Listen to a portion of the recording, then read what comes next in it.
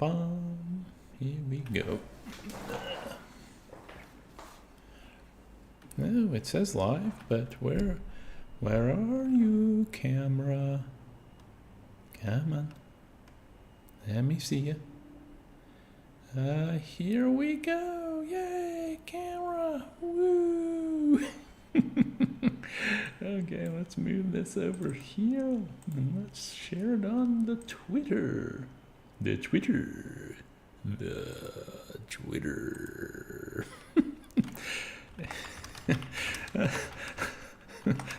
I think it's going to be a fun one.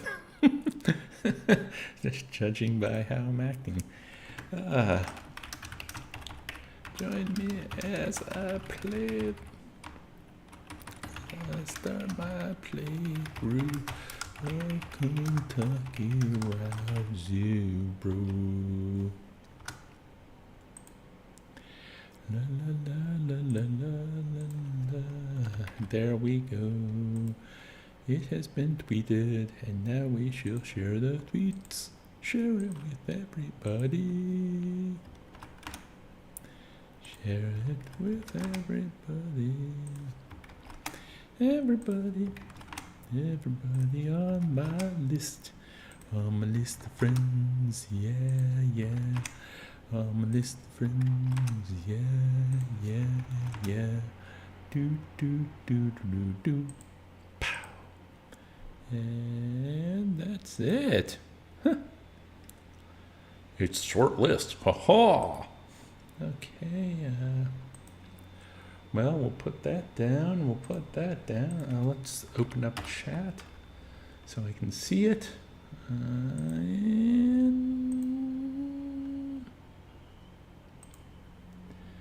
Yeah. Okay. Yep. Cool. Okay. I think we're ready. As they're mowing or something outside. But hey folks, welcome to this episode of the Saturday afternoon stream. It is I, Dave. Dave. I don't know where I'm going with this. Anyways, Kentucky Route Zero. That is the game we'll be playing today. Oh, before that, I should say that there might be some background noise. It is a very hot day. It is, the last month of summer, and February is always scorching here. So I've got the aircon on over there. But, I don't know, neighbor decided, it's a hot Saturday. Why don't I spend hours upon hours mowing the lawn or cutting bushes or whatever they're doing out there? They are creating a racket. Hey, it's Peter. Hey, Peter, how you doing? Peter's apparently been up all night, I guess. So you probably won't be here for the whole stream, but I appreciate you dropping in. Anyway, back to Kentucky Route Zero. I played this game pretty much like a month or two after episode 5 came out, Act 5 came out. I got this through Humble Monthly, like back in 2016, I think it was. And at that time, I think maybe only the first 2 or 3 acts were out. And I played it, and it seemed really cool. I did an impressions video on it, but my rule with episodic gaming has always been I want to wait till everything's out and I can play the game as a whole. So, I waited till, 2020 when Act 5 finally came out, and played through it, enjoyed it. I think it's a beautiful game. I actually wrote up a script. I even recorded the audio. I was going to make it into a video, and then something told me it wasn't good enough. So I posted the script to my blog. It can be read if you're interested, but I don't know. It's weird as well, because going back, there's some interesting stuff in the essay, but I don't know. It's just something about the game or the time frame or whatever happened. I thought this isn't something I want to create at the moment. But anyway, ever since that snafu, I've been wanting, especially when I thought about streaming, I wanted to play this game on stream because I think it's beautiful. As I said, I think it's wonderful. I think we could all get a lot out of it as a communal experience. So, without further ado, let us play Kentucky Route Zero.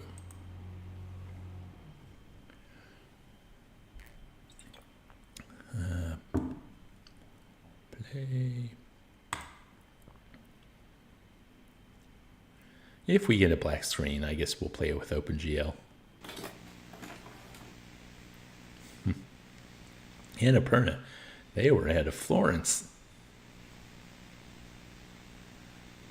I'm going to reuse the same joke I said last week. They really are like the A24 of video game publishers.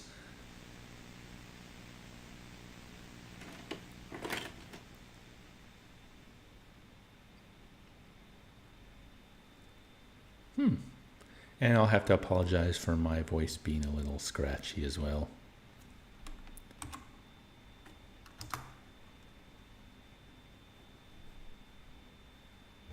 Oh, that's weird.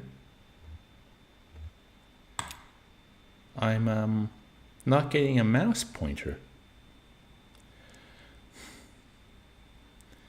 Okay, that's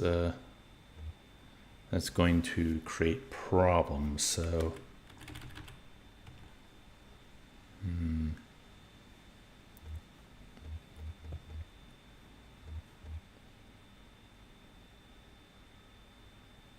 okay, sorry folks. I'm going to have to look into this. Just give me a minute. Well, that sucks. Okay. Troubleshooting on stream.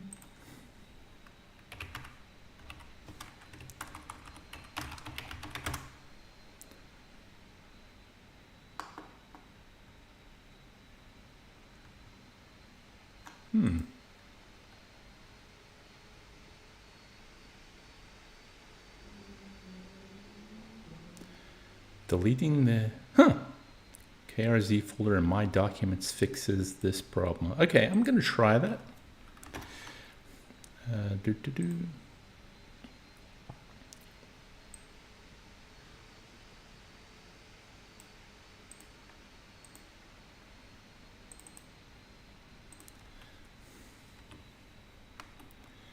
Okay, and let's give it another try, shall we? Go over to display. We go back to chat, and let's load up Kentucky Route Zero and see what happens.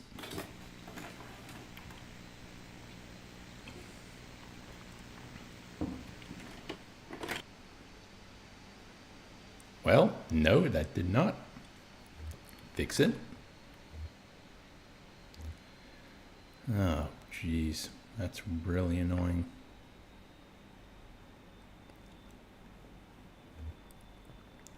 Okay. Oh, this sucks, man. Okay. Do.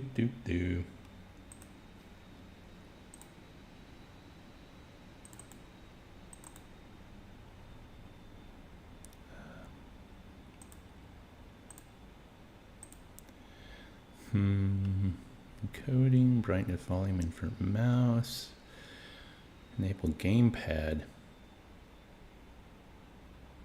Maybe I should try and play with the gamepad. Maybe that's the thing. It's like over writing the mouse cursor. Okay, well, we'll try that. Third time's the charm, right? Oh, right. Going back to chat. That's important.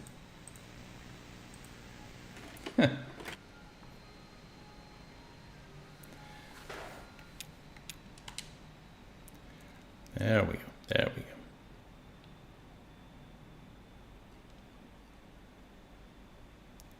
A blank notebook, a blank videotape, a blank audio tape. Let's go for the notebook.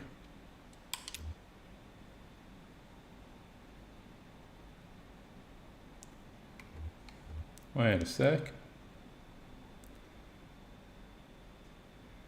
Has the stream frozen or what's going on? Oh, um.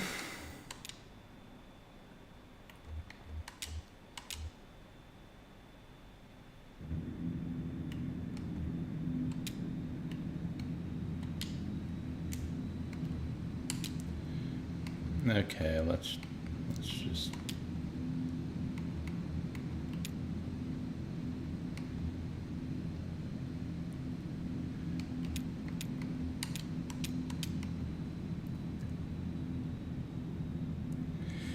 Okay, let's see what happens here. I'm in the past, when I've gone off full screen, that fixes things.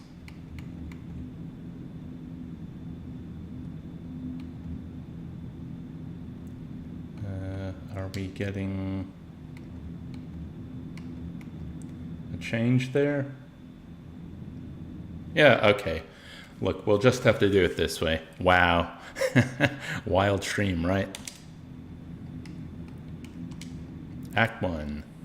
Let's play Act 1.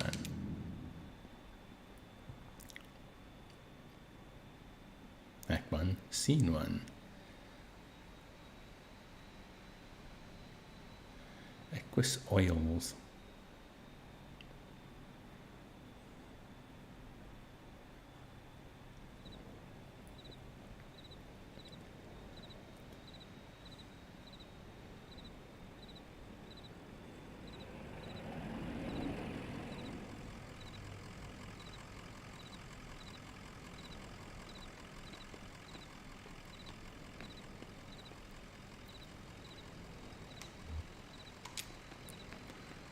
An old hound and a straw hat. Both have seen better days.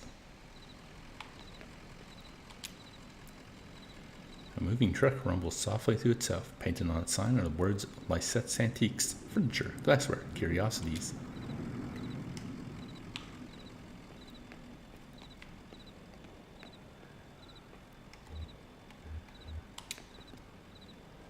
Joseph sits between gas pumps in a Queen Anne armchair.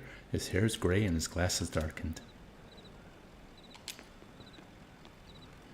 Damn, did you hear that wreck? Truck full of bottles. I don't know, beer bottles? Whiskey? Lost a tire or something. They spilled booze and glass all over the interstate. What a mess. I hope they don't come down here looking for anything. We blew a damn fuse and it's all shut off. Did I hear a dog? What's your dog's name? His name's... Ah. His name is Homer. Bit of a shuffle or a drag in Homer's step. Got an old one, isn't he? Well, I guess he's got some stories then.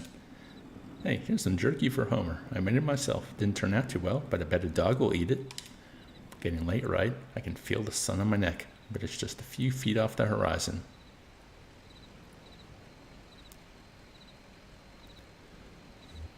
I've been driving all evening looking for 5 Dogwood Drive.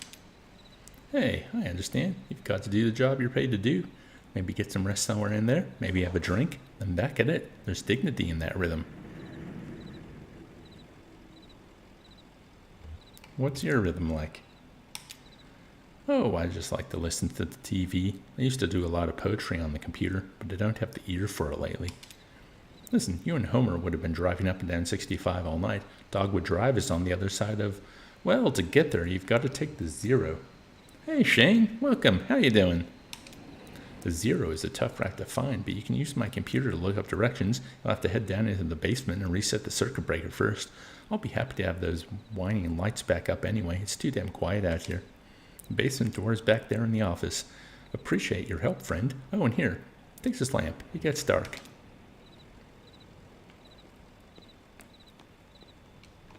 Well, okay, those are field notes. Ah, and that hits the lamp. Was zenning out on Power Wash Sim. I'll try that. Wasn't for me. I just can't get into those sim games.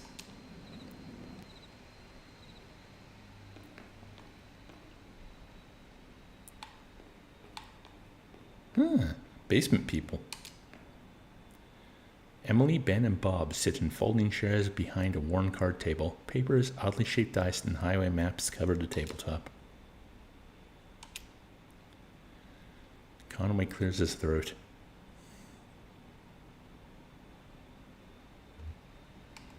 Sorry, I didn't know there was anyone down here. To Bob, did you hear something? To Emily, no, sorry, I was looking at the rules again. To Bob, it gets easier as you go. Look, you said you rolled a 5, right? That means you get to pick up your marker and move it anywhere on the map. To Ben, so it's your turn now, right? To Bob, oh yeah, I guess so. Where do you put that 20-sided die?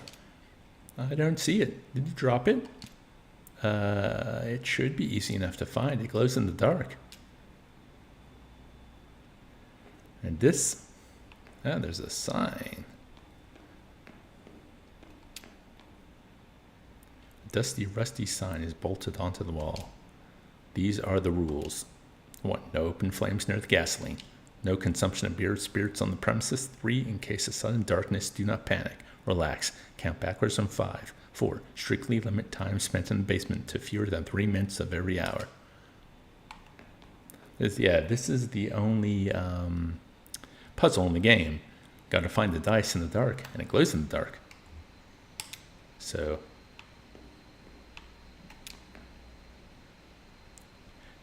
you turn your lantern off, and there it is. Conway picks up the glowing 20-sided die and inspects it. The number 5 is facing up. It's just a small piece of plastic, but it has a reassuring, almost comforting weight. He places the object in his jacket pocket.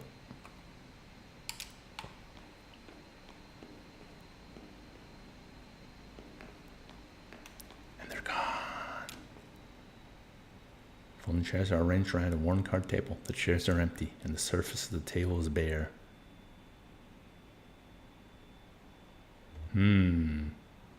I'll place it back on the table.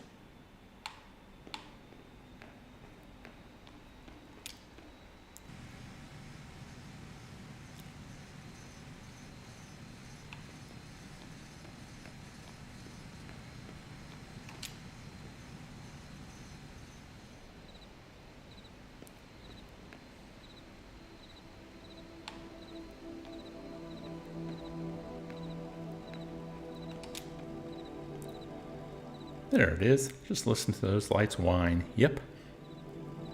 Oh, better get those directions set to 0 if you don't mind. There were some people down in your basement playing some kind of game, but they're gone now. In the basement? No, I don't think so. Maybe that lamplight was playing tricks on you, huh? Well, strange things happen underground, especially in the dark. So, computer's in the office. You're looking for Marquez. She knows her way around these roads. She'll get you to the 0. The password is, damn. Usually just feel it out. Muscle memory, you know? It's kind of long. Kind of like a short poem, I think. One of those short poems that really sums it all up. You'll figure it out.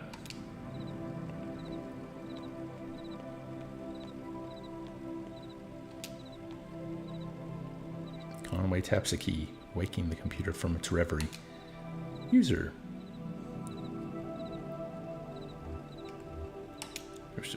Password.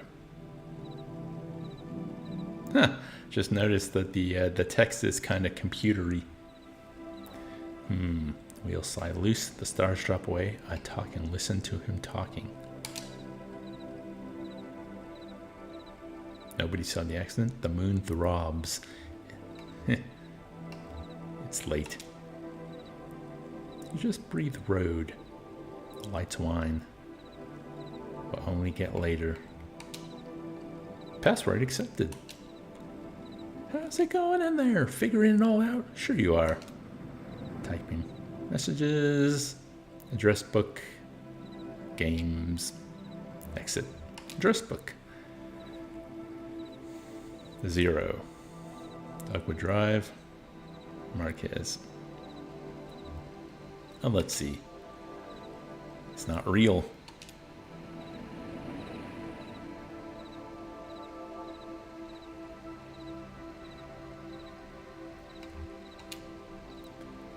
It's not real.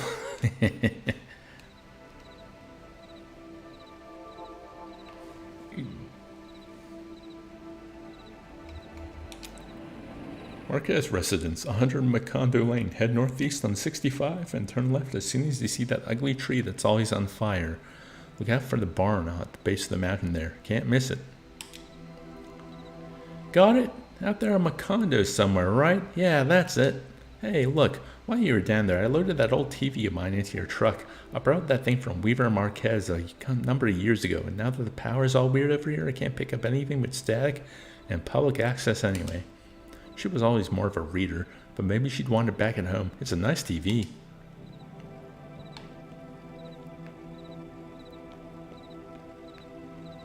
Let's talk to Homer. Conway scratches behind Homer's right ear.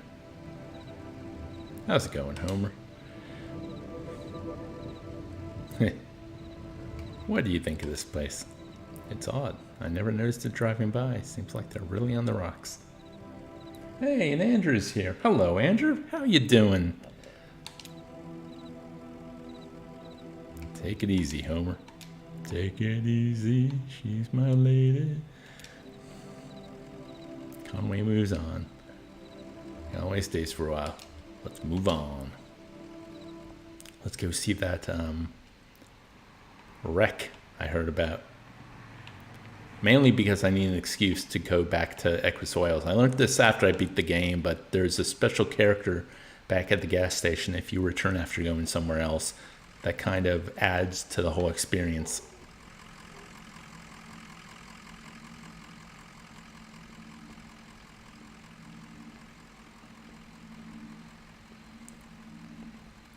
Man, that is a malnourished dog.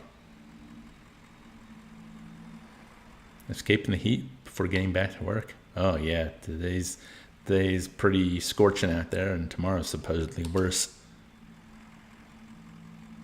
Conway shakes his head. What a mess, huh? The gas station attendant was right. But he could hear each bottle break.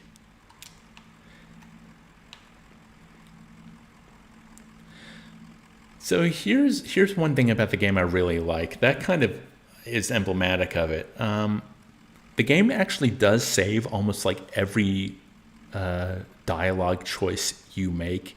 And they do kind of play back in certain ways.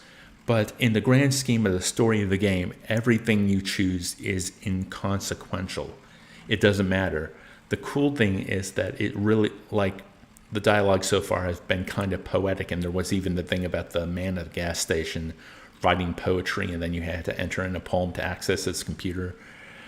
It's kind of all about filling in what you feel about the characters as you go along. Yeah. More about the character. The choices are about the characters more than the story. Hey, Lisa. No, it's not a horror game. It's kind of magical realism.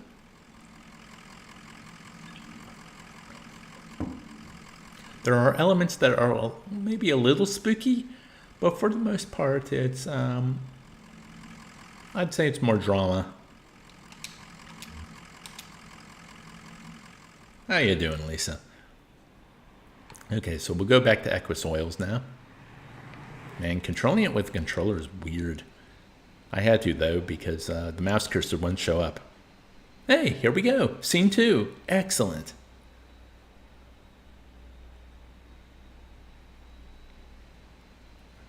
And then you'll notice I had to go out at full screen as well because it was doing that thing where it wasn't showing up on stream.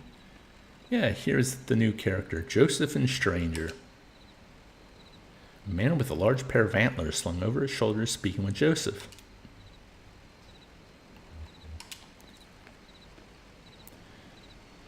And that's only a few miles outside of Hogganville anyway. I don't think you could do much better for accessibility. And they got that new gas station if folks get lost. Carrington. Maybe they should feel lost, Joseph. Just as lost then as we are always already lost. Just like poor itinerant Silas, wandering the road, looking for a home. Well, that's a way to look at it, I guess. To Conway. Well, hello. I heard that old truck rumble on up. How's Homer? Say, maybe you can help this fellow. He's looking for a venue, is how you said it, right?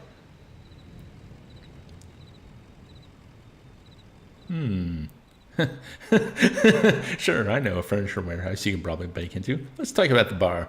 I have an old friend who runs a bar and they got a real big stage. No, it can't be indoors. Impossible. But I'm obliged you'd stop a moment to help me work this through. Let me explain my charge. I've dedicated my last 12 years to the design and orchestration of my life's great work, a grand, broadly experimental theatrical adaptation of The Death of the Hired Man by Robert Frost. Yeah, I've read some of his stuff. How do you mean experimental? Well, drama is really my second love. My higher calling is pseudoscience. Yep, pseudoscience. Pseudoscience is the eternally fruitful marriage of whimsy and process that has yielded such poetic specimens as astrology, phrenology, canals on Mars, and homeopathic medicine. I hope I have the time to explain how my pseudoscientific theory poetics find expression in this play, but now I am in a delirious rush. The event is to be performed tomorrow morning, just before dawn, but in the spirit of tragedy, our venue fell through at the last moment. I've been out all day driving the highways looking for a replacement, eyes fastened to the landscape, like a hawk scouring the field. So like a hawk, in fact, that I failed to keep an eye on my gas meter, I'm here waiting for the tow truck to bring my car so I can get back at the task.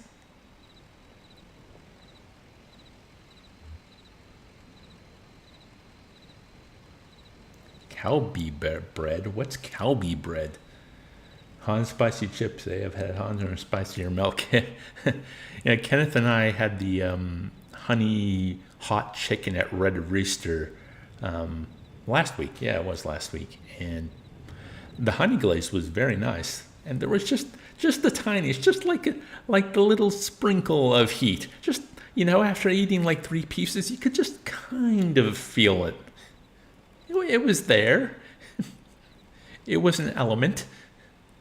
Trace amounts. What kind of venue are you looking for? Somewhere outdoors, somewhere intimate, somewhere tragic. If you have attention to spare in your drive, I'd be grateful. Okay. Well, let's go off. Well, see, the funny thing is, sorry, Shane, that their red hot spicy chicken is really good, like really good. It's not well, for me, it's spicy enough. It's got some heat to it. Probably not for you, but yeah, it's like really good. So we were hoping like the honey version would be that, just with honey, but no, it was not. But Conway has places to go, so let's go. It's time to find Marquis residence. Now, it was, we're looking for a tree that's always on fire. Oh. A tall black oak burns on the hill above the road. That's probably it. Oh, and there we go. Marquez farmhouse. Or Marquis. I guess it's Marquis. I never know how to pronounce Spanish stuff. Act 1, Scene 3.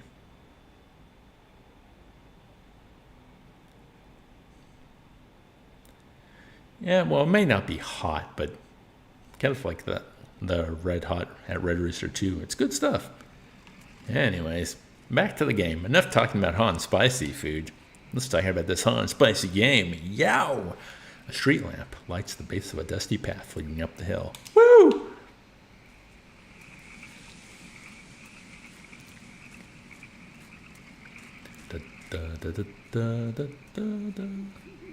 Oh, I love the transitions of this. Family graveyard is set off to the side of the house. Headstones are inscribed with the surnames of the unfortunate. Nowakowski, Padilla, Marquis. Yeah, this game has a kind of, even just talking to Carrington, you might have gotten the vibe, but it's definitely got a theater influence. Everything's like a set. How the scenes of the game are in acts. Action scenes. Light switch. I was just thinking what a lovely house we have. Do you like it? Have you been here before? Did you happen to see an owl? No, I've never been here before. I know. It must seem very strange to you. I was here when this house was built, so it's never been strange to me. There used to be another house here, but we had it destroyed, and we built this one. It was very expensive, and we got quite underwater. What do you do for work? Is it too difficult, or do you like it very much? I was once a mathematician. Are you looking for something in particular here?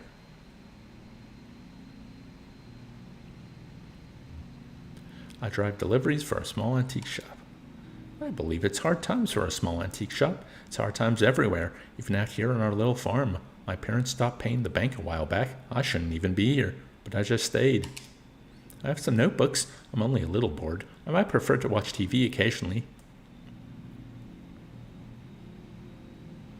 Actually, I have a TV here that I think belongs to you. Will you please set it up? Then I can explain to you how to get where you're going. The zero. I know.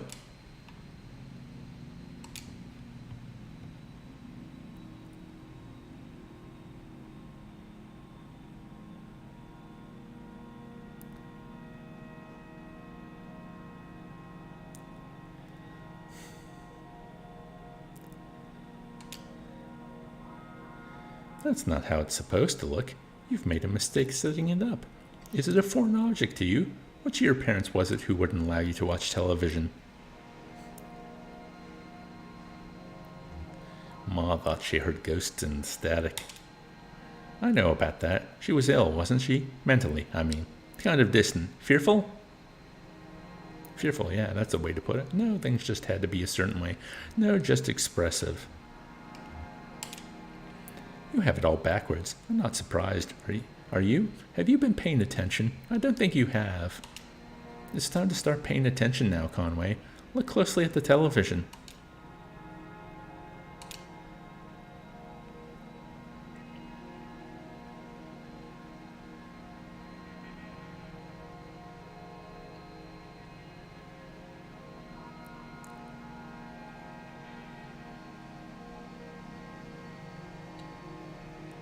Hey, wake up. You spaced out for a minute there.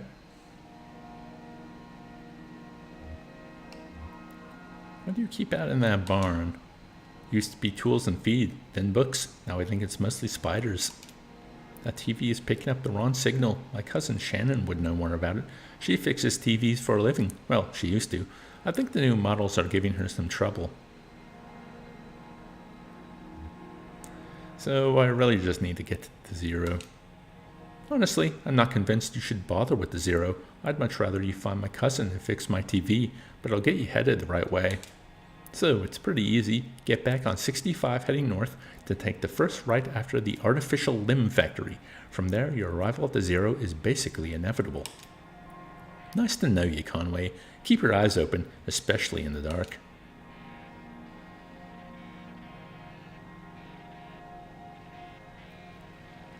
You're hearing the static. And she's gone.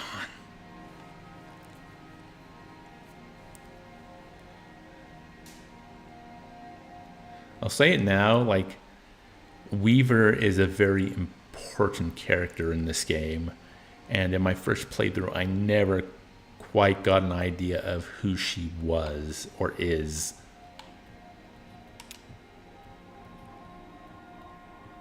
Wait, hey! I wanted to look at the stove.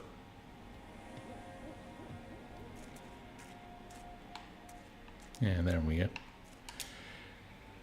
Well, I'm going back in. I'm going in!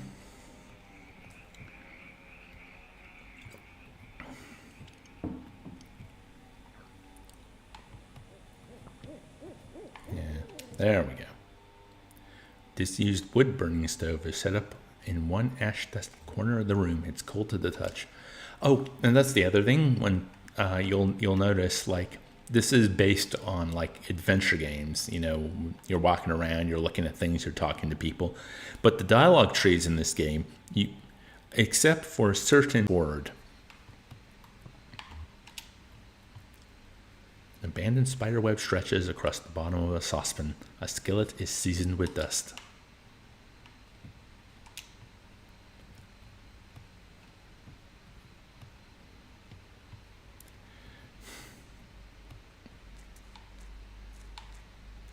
It's a truck. Let's run back to the truck.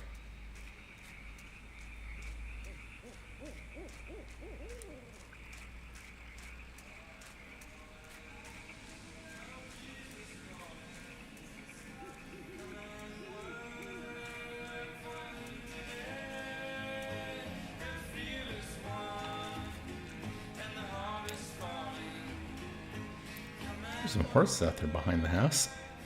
I just met the strangest lady. She kind of creeped me out, Homer.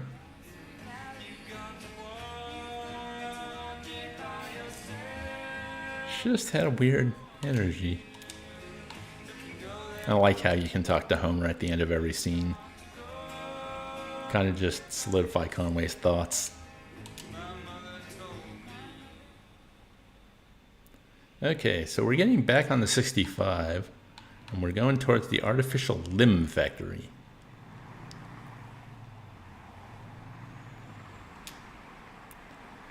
A creek runs alongside the highway and then turns toward a dirty brick building. A grinding drone from within the building is faintly audible from the interstate. Floodlights on the lawn illuminate smokestacks. At the edge of the building's parking lot, a large sign, partly obscured by trees, reads, "A mere artificial limb factory." I bet you that's American. American artificial limbs. On-ramp? That looks right. Scene 4.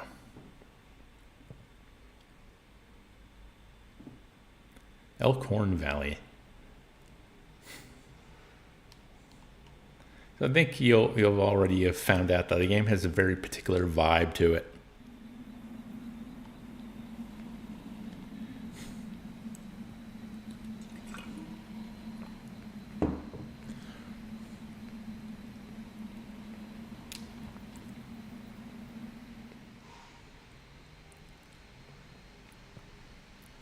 Oh.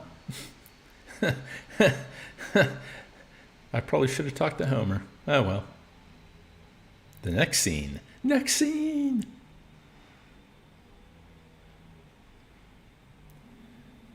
Ah. Someone new. Shannon speaks into the large brick cell phone held up to her ear. It's $200 for 2 weeks.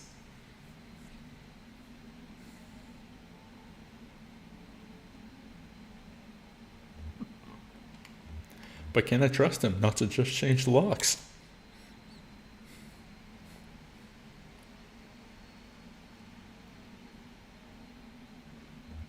Yes, and I appreciate that, but...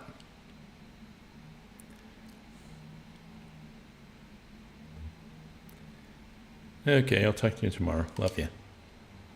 Shannon hangs up the phone and puts it away.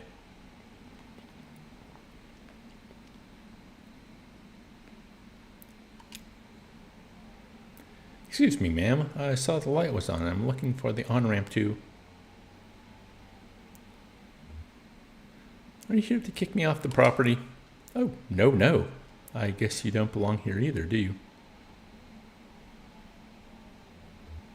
Do you work for the power company? Power company? Oh, no. I once worked for an electrician for a few weeks, but I sort of drifted on before I really learned anything.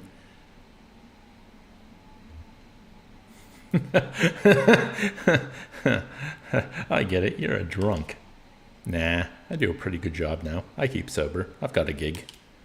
Here's what it is. I drive deliveries for a shop called Lassette's Antiques. I'm out trying to finish this job. You're making a delivery to the mine? Oh, no. I have a delivery for 5 Dogwood Drive, and I can't remember ever seeing that address before. Now, I heard I need to take a highway called the Zero. So I met this young lady named Weaver Marquez. She sent me this way, and so here I am. Uncommon kind of place for an on-ramp, but that's what it's been like so far anyway with... What? Weaver Marquez, do you know her? So you saw her tonight. I know Weaver. She's my cousin. I'm Shannon Marquez. Oh, you're the one who fixes televisions. That's right. Did she tell you that too? Of course she did. Weaver doesn't lie. One time when we were younger, she told me my dad had been in a terrible car wreck. There was crushed metal everywhere. We'd be hearing it echo through the house for years, she said. I was very upset, crying. Then my dad walked in the door. Just come back from a trip to the junkyard collecting scrap metal to fashion into wind chimes. I was angry, but she said it wasn't a joke, and it wasn't a lie. At the time, I thought she meant it as a riddle or a puzzle. But Weaver's not a puzzle. She's a mystery. So what are you doing down here, Shannon? I talked to Weaver earlier this evening, too. Or anyway, she talked to me. It's hard to tell if she's listening sometimes.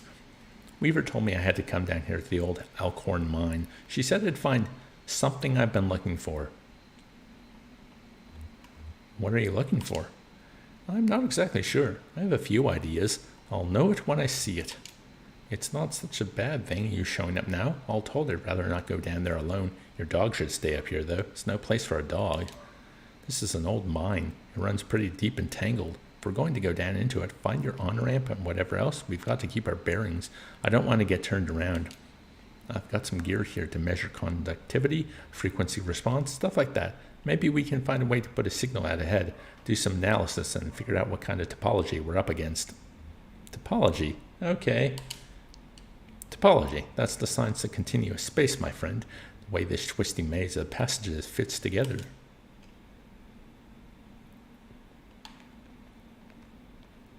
Now I'm in control of Conway again. Oh, I should probably tell Homer to... Oh. Huh, that sign says no work tomorrow.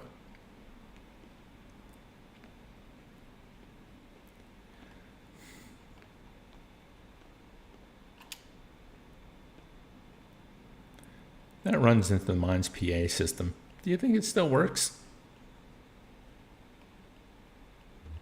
Only one way to find out. All right, give it a whirl.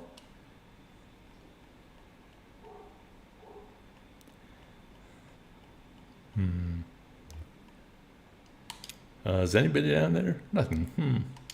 Oh, there's no power. Yeah, okay. Even when this old mine was up and running, it was tricky to keep stuff powered. You know, the miners used to have to pay just to run the fans and the lights. Yeah, they got paid in these shitty plastic tokens, coal script, you know. If you want to run the fans for a bit to clear the air up, well, you have to put a token in. Ugh. My parents used to work here. So did Weaver's parents. I guess a lot of folks' parents worked here. Can we power it up? I bet we just have to free up some power for the PA system. Everything is rationed. Here, set up that lamp of yours and I'll go and plug these ceiling lights. Conway clears his throat nervously. Conway tries to think of something clever to say. Conway fidgets with the change in his pocket. I heard the speakers back here crackle a bit. It's on now, right? Try saying something into the mouthpiece. Well. Okay, I hear you. We need to measure the echo delay time and figure out how deep the tunnels run. Just make some noises into the mouthpiece. Tap the mouthpiece, rubs a finger along the surface of the mouthpiece, clears his throat. Conway scrapes a coin across the mouthpiece. Conway knocks on the table. Conway hums a deep tone into the mouthpiece. Bong. Conway spits. Conway whistles. Conway blows on the mouthpiece. Damn, that's a long delay. These tunnels run deep. I bet some of them have ruptured or joined up with a cave system.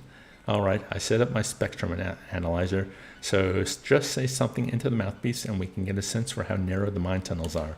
Don't be shy. Just say anything that comes into your head. Tell me a story about something. Or what did you have for breakfast today?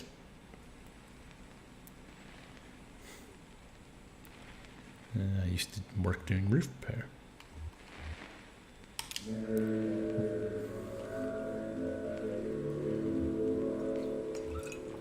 Even fixed up a church roof once.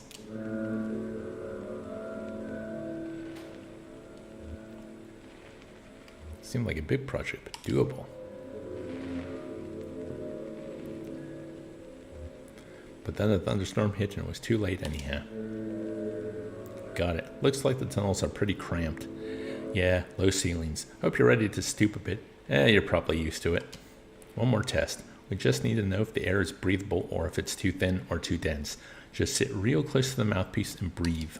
I'll measure the resonance of your breath with the air in the tunnels. Just try to relax. Try to breathe naturally. Conway breathes and thinks about the road. Conway breathes and thinks about resting. Conway breathes and remembers a moment earlier in the day. Conway breathes and remembers a moment when he was younger. Getting some pretty strong readings here. I think we're in good shape, but keep at it for a minute. Conway breathes and visualizes a hot meal. Conway breathes and visualizes a cold drink. Conway breathes and relaxes as a peal of feedback and loose rock engulfs him.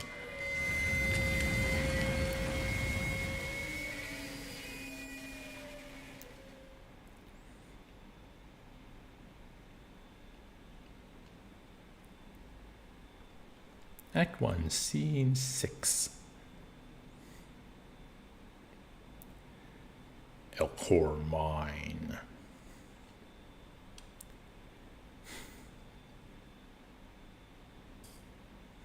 Jesus, are you alright? What the hell? My leg is stuck. Shit. Okay, I'm going to pull you out. We have to get you out of here. There you go. Okay, are you hurt? Can you put any weight on that leg? It's fine. Just try to stand up. Careful, I'm right here. Damn, don't worry, I've got you. That leg is in bad shape. Here, let's get you onto the tram.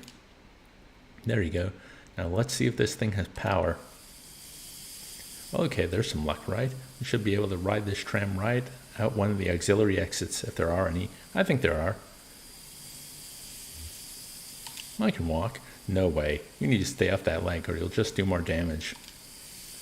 We'll just find the exit and then figure out what to do from there. That's our first priority. So, the controls are over on your side. Let's get moving.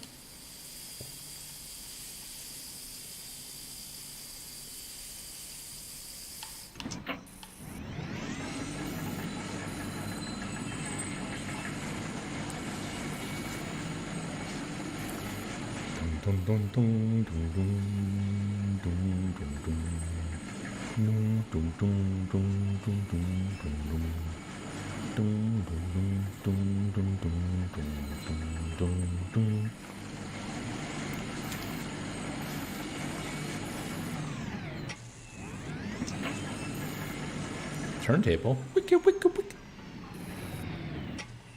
Oh, here we are. This may be hard to believe. It's hard for me to believe myself, but this whole branch was underwater last I heard. How did that happen?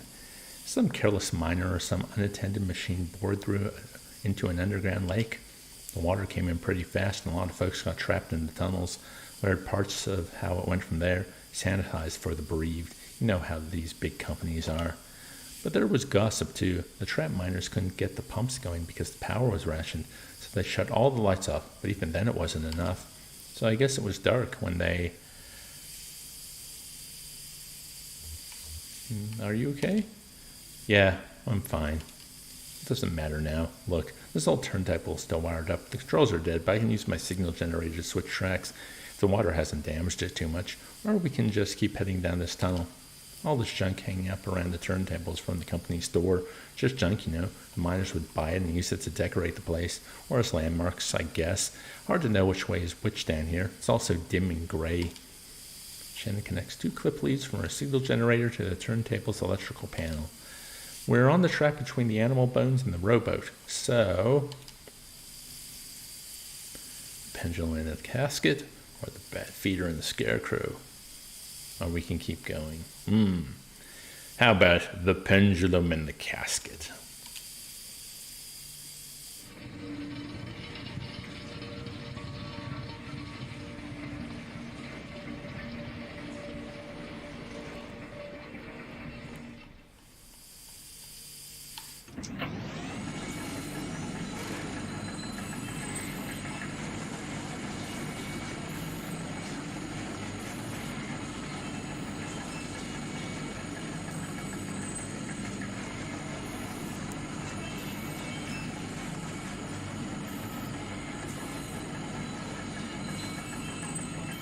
Ooh, tape player. Dusty reel-to-reel tape player stashed beneath the track, loaded with tape to starve for power.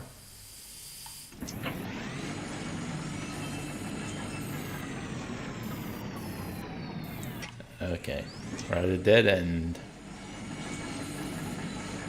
You telling me the pendulum in the casket's a dead end? Never would have guessed.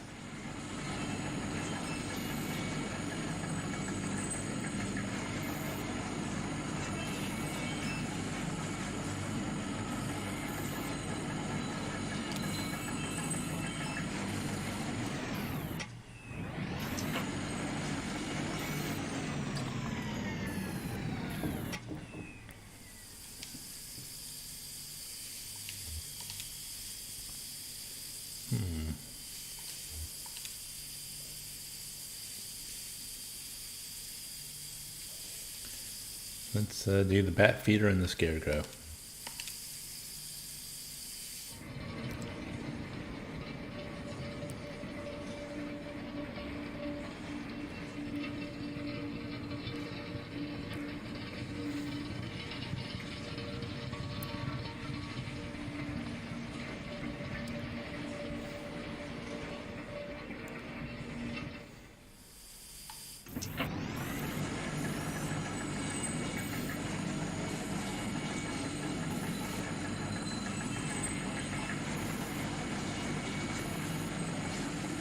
Broken track.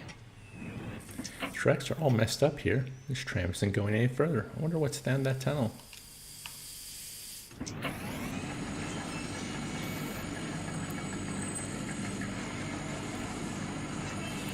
Well, we'll go back on the normal route.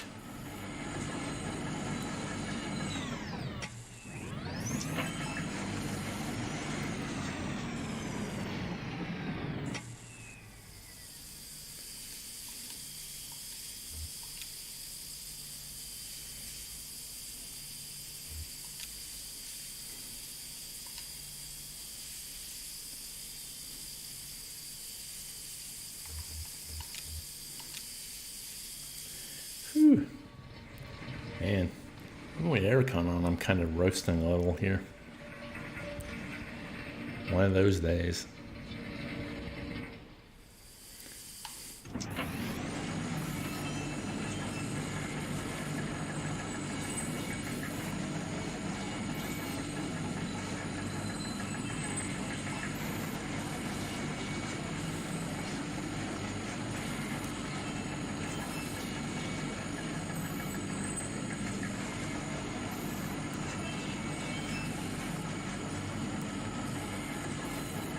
Hey, it's the exit. If I just stayed on this track, we would have been fine. Thank God, okay? Let's go. Yeah, okay, that tunnel where the tracks were broken, I'd like to take a look down there.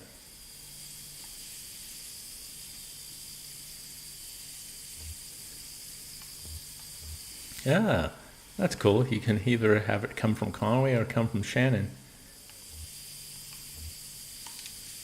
Sure, okay, I'll be right here.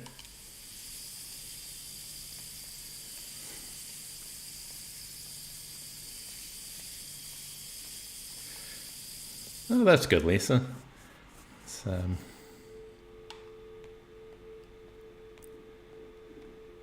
It's been pretty good here. Like, as, you know, this place is out of the sun. There's a good breeze that the doors are open. I had to close the doors this morning because, you know, even with how hot and sunny it is, with everyone having their doors and windows open, one neighbor thought it was appropriate to blast the radio.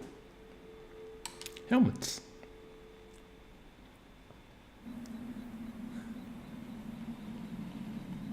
Actually, especially at night, I have to close my doors and use the aircon more for noise than heat, although it has been pretty hot and humid. So, you know, it's not that I'm sad to have it be cooler.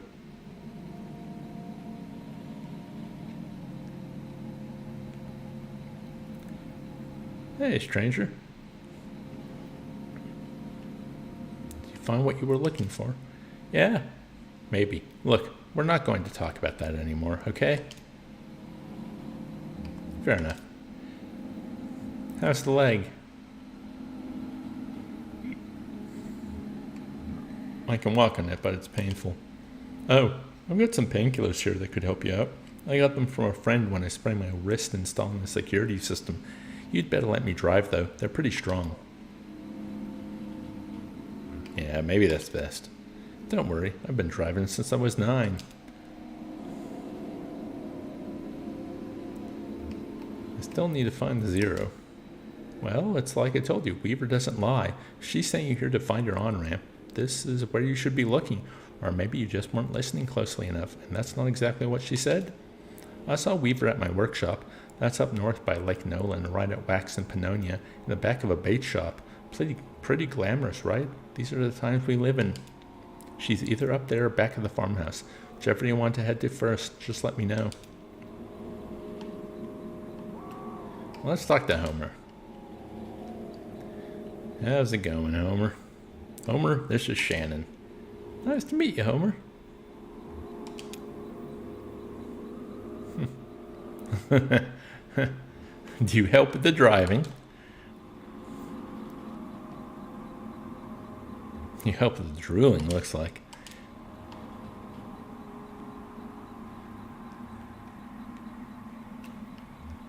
What's that one? I think that's switching places, isn't it? We'll see. Wow. This is antiques. I guess this is your truck? This is my truck. Notice how it's kind of waving in and out.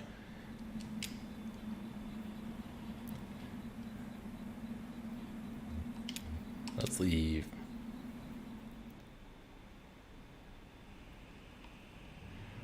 Well, she said Weaver might be back at the farmhouse, so let's check that out.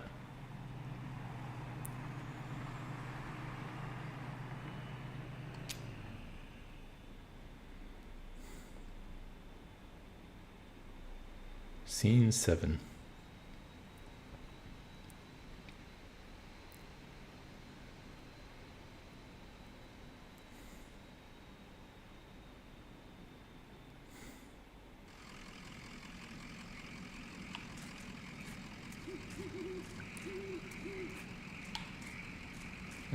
Shannon should go up, not Conway if his legs bum.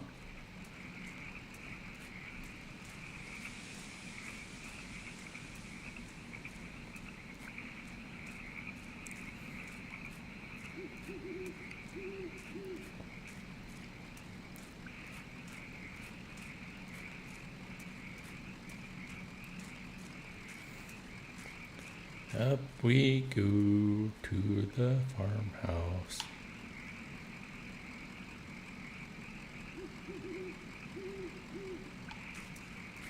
Ah, he needs help now.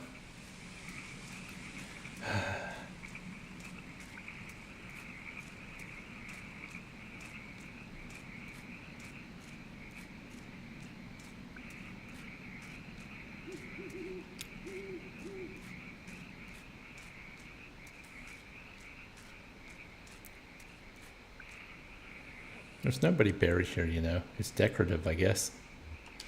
Or it's art or something. I don't know. Decorative graveyard. Weaver's folks were like that. Not morbid, I mean, but strange. Careless with tragic ideas. Huh, that's a nice little sentence. Oh, and look at that headstone. Marquez. Used to think that was for my parents. Now I don't know.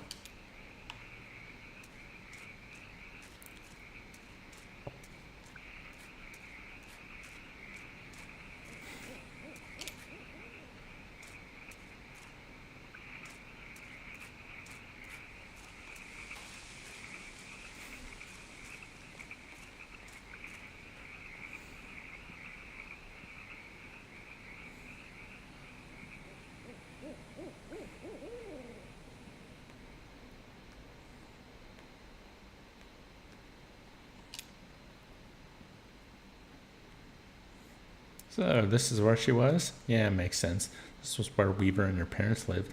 They took out a bunch of loans, you know, and had this place built. Do you have any debts? I owe some people some apologies. Well, you're lucky that's all you owe. My parents were like that, till the company store found a way to get to them. For my dad, it was tokens to run the fans and air purifiers. For my mom, it was canaries. Two solutions to the same problem, but they sure sounded different. Weaver had that too, a lot of it, all tuition. She said she was a mathematician or something? Yeah, she studied some esoteric stuff about something about using math to translate between Spanish and English. I think eventually Weaver put those math skills to work on all the red numbers in the family checkbook, got a clear sense of just how hopeless their situation was. So she left. I guess she just drove away in the middle of the night. They woke up in the morning and the car was gone. Never came back. Till tonight.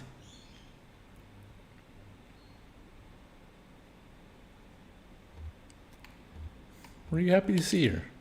I don't know. It was so sudden and It wasn't like a reunion. She just appeared. Oh, that's not something you see every day. That old TV right there. Well, that is a damned antique for you. I had a model like that in the shop once, but I had to sell it off to make rent. Most painful decision I ever made. Say, do you mind if I open it up? Looks like the dials are all corroded. The screen is leaking light a bit. Come on, I bet Lisette would never forgive you for letting a specimen like that fall into disrepair.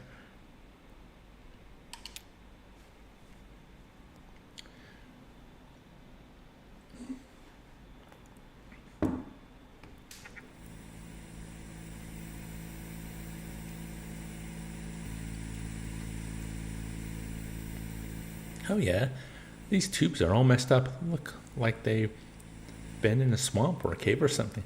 There's moss growing on this one. That's okay. I have a few spares in my bag here. Here, I pulled this one out of an old computer monitor. It just needs to be recalibrated a bit. Okay, that should be seeing something now. Are you seeing anything? A little bit to the left. Damn, okay. Here, I think the contacts are dirty. Now don't go telling my customers I clean off old vacuum tubes with spit. There, just gotta turn it north-south and...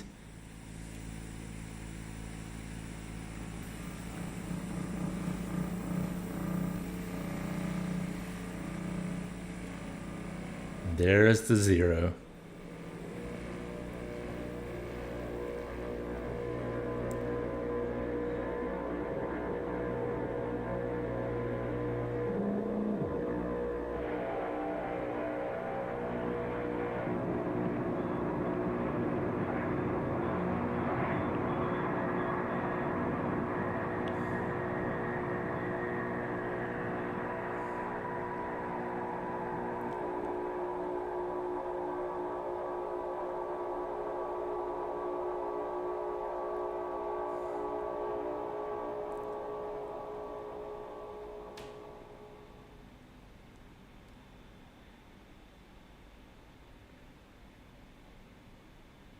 That's the end of Act 1.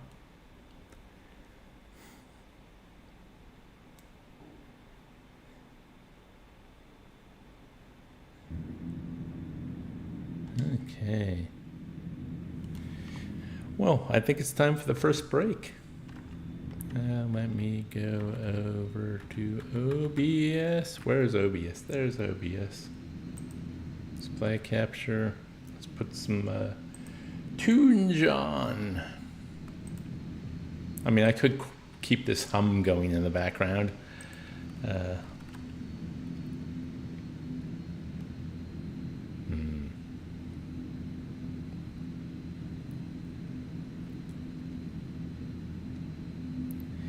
Yeah, why not? We'll just keep the hum going. I'll be back in about 5 minutes, folks. See you later.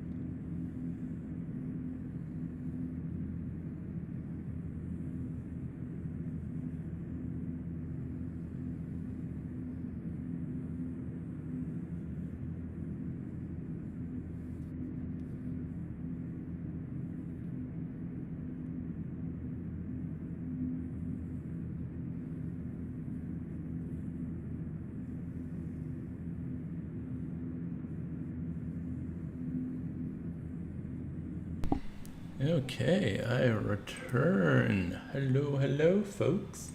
Hello, hello, hello.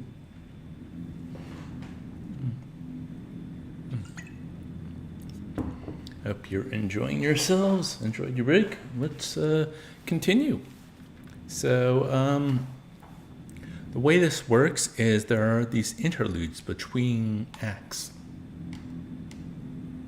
Oh, yes, it would help probably if I went back to. There we go. So let's do it. Limits and demonstrations. Apologies if my voice sounds a little iffy. I'm kind of got a sore throat working here. Don't know why. It was decent this morning. Well, I guess it was okay. This looks like an arts installation. Limits and Demonstrations, a Lula Chamberlain retrospective. Marking the first major public showcase of her work in over 20 years, this retrospective exhibition of work by pioneering installation artist Lula Chamberlain comprises a diagonal slice through time, place, and form. The pieces on display here were individually debuted over a period of 35 years, designed in Chamberlain's various homes and studios between her beloved Mexico City and her native Elizabethtown. They represent a range of scale and impact from the intimate warmth of vertex texture fetch to the infamous visage, the latter which requires a vertical clearance of over 30 feet. Yet these works share a confounding legacy, and should their debut exhibitions, they were nearly impossible to install. Galleries and museums balked at the scale, power requirements, and highly skilled labor involved in maintaining these works for display. Some of their debuts collapsed under the weight of logistics, only to be successfully executed much later. And so, just as they described the outer limits of Chamberlain's rage as an installation artist, the geographical edges and vertices of her itinerant home life, and the beginning and end of her distinguished career, the works on display here also trace the extremes of our capabilities and the frontiers of our patience as both viewers and exhibitors. Are we capable of viewing these works as they were meant to be viewed? Do we even want to be?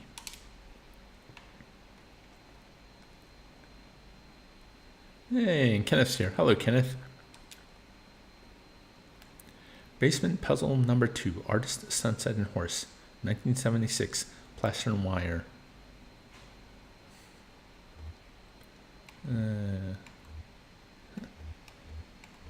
Solemn, sad. Maybe it's a puzzle. There's no right answer. That is kind of sad. Emily and Bob. These are the folks who were playing D&D in the basement of the gas station. That was a really nice little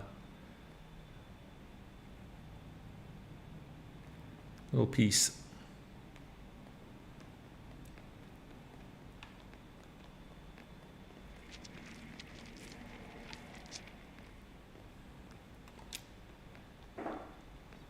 Overdubbed Nam June Paik installation in the style of Edward Packer, 1965, 1973, 1980.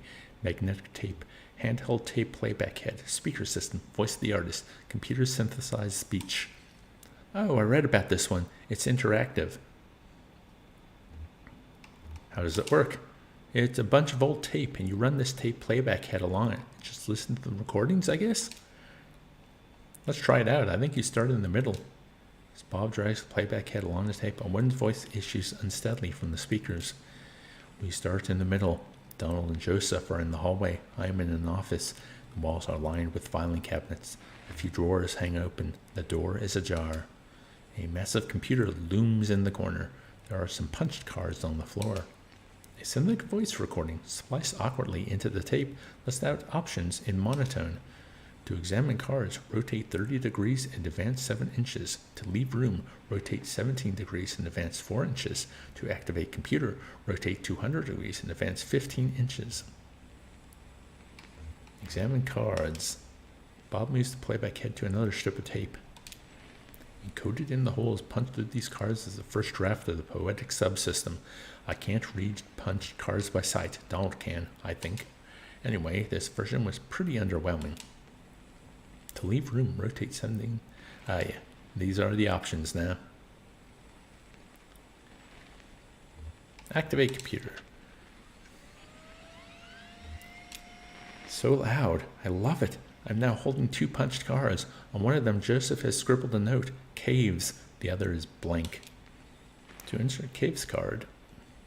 Okay, you can insert cards now. Caves card. We're on a dirt trail in the park. Or, well, it's not really a trail. It's a trail. It's more like a tendency.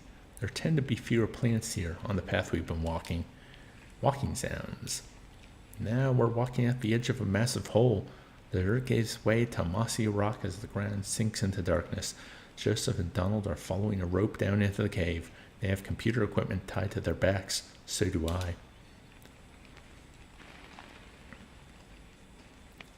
Let's enter the cave. That's the last trip, so everything's down here now. The final resting place. Don't be so morbid. To remember a fond gesture, rotate 180 degrees and advance 23 inches. To regret a harsh word, rotate 12 degrees and advance 6 inches. Let's regret. It's late morning now. I'm sitting at my desk on my lunch break. This is the last recording I'll make on this tape. Then I'll drop it in the mail tomorrow, and then who knows. I've been recording onto this tape for 15 years, I think. A lot of other things happened, so here is a story.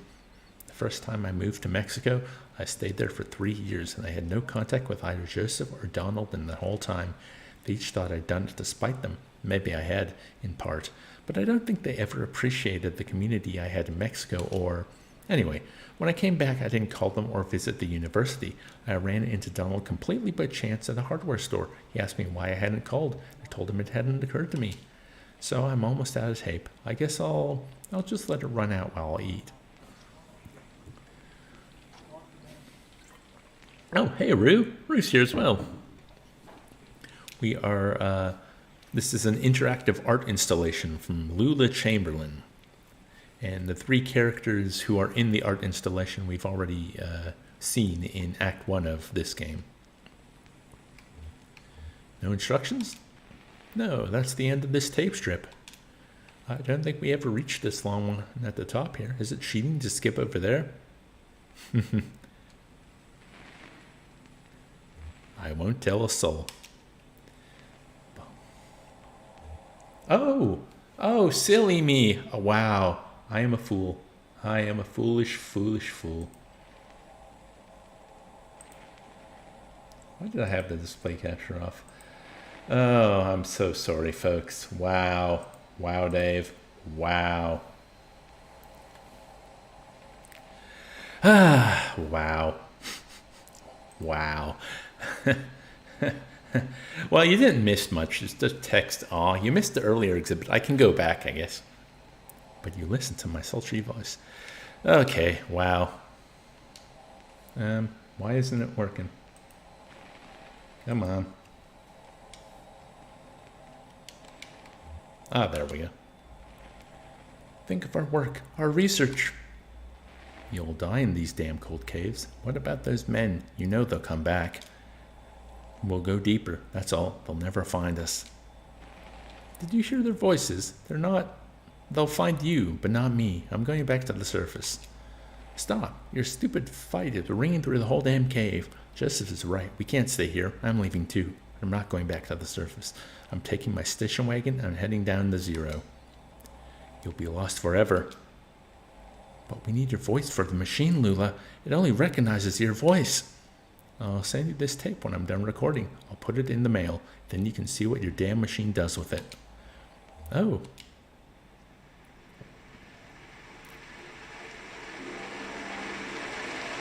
Yeah, it's a wall of tape. Okay, so you didn't get to see it earlier when I had a look at this one. I really like this one.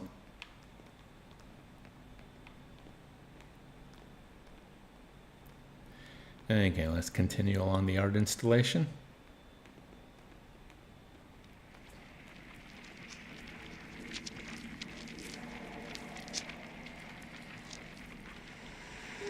Oh dear, what the?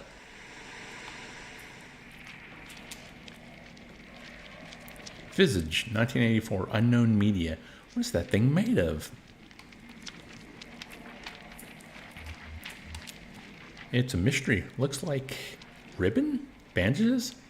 Oh, have you seen The Invisible Man? It's slice of visage to build a visage, a puzzle to its owner. What?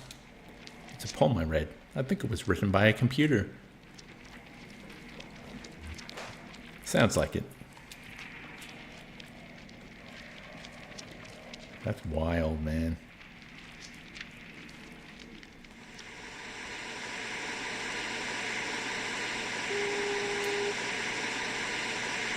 Verdict's texture fetch. Tree, television, and suspended cathode ray tube. 1968. Found materials. Oh, this seems like your kind of thing. Oh yeah, I love this one. So domestic, but so weird. Guess I'm just really into weird domestic these days.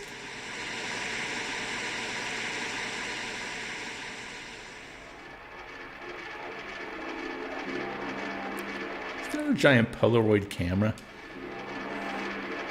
Spinning coin, suspended, correcting for angular motion. 1976, found materials. Didn't you have one of these? Oh yeah, I did have an old microfilm reader like this. I got it at the garage sale. Couldn't figure out what to do with it. That's my whole shed. Just a bunch of weird obsolete electronics I thought I might use. Someday. Yeah, maybe. Or maybe I'll just sell them for scrap when the price of lead and plastic goes up. At least everything gets broken down eventually.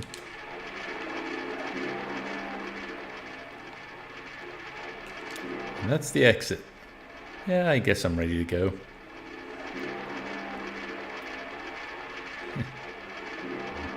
Yeah, I need to get to work anyway. And that's the end of the first interlude. Thanks for reminding me about turning the screen back on Rue. Jeez. This entire stream has been plagued by technical difficulties.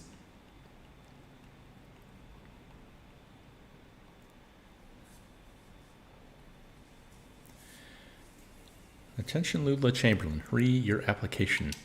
Thank you for your application to the Gaston Trust for Imagined Architecture's annual fellowship. We received a record number of applications this year, over 100 in total, and regrettably we can award only one fellowship position per year.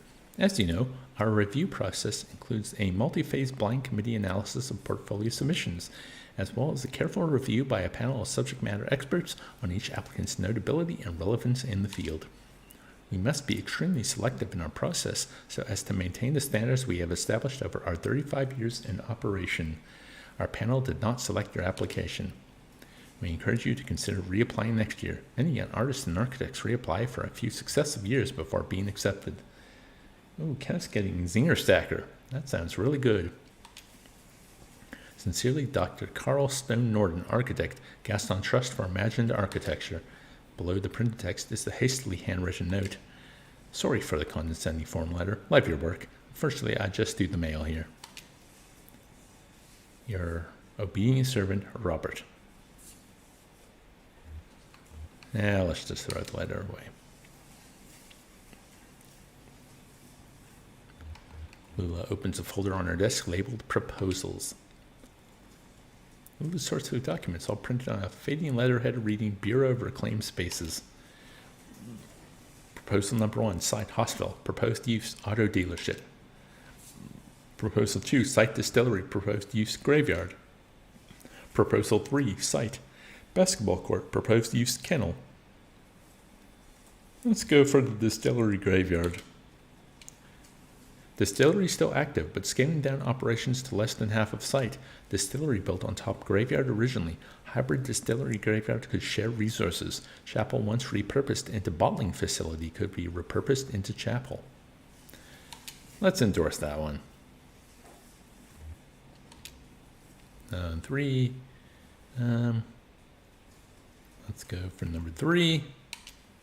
Woo, bureaucracy. Basketball court abandoned due to hazardous increase in stray dog population, already full of dogs. Okay, we'll endorse that one. Oh, it's Carrington.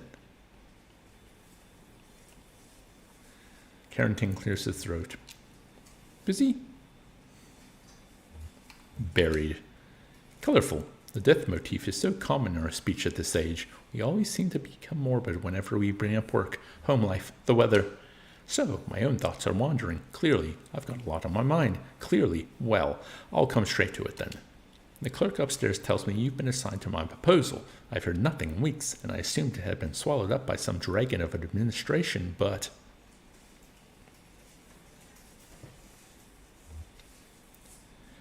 I've received your proposal, and I'm afraid it's impossible. Of course. I'm sorry to have bothered you, Lula. I'll go now. Oh, Lula, I thought you might like to know. I saw Joseph this evening just after sunset. We sat for a bit, drank some cold coffee, and talked about university days. Better days. Maybe for him.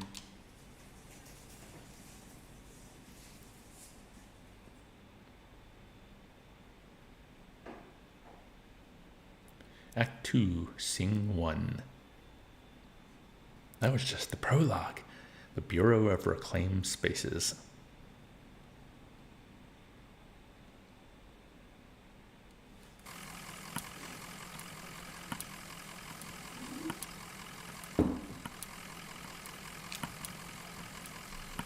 Didn't we just pass this place? I don't think the Zero operates like the roads we're used to. I don't understand it either. So, what is this place?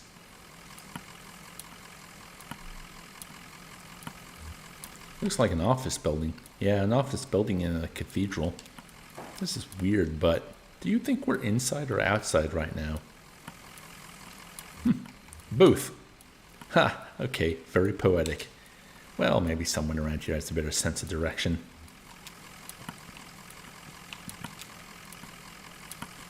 End of the line? Maybe it's still under construction. Well, work seems to have stopped for the moment.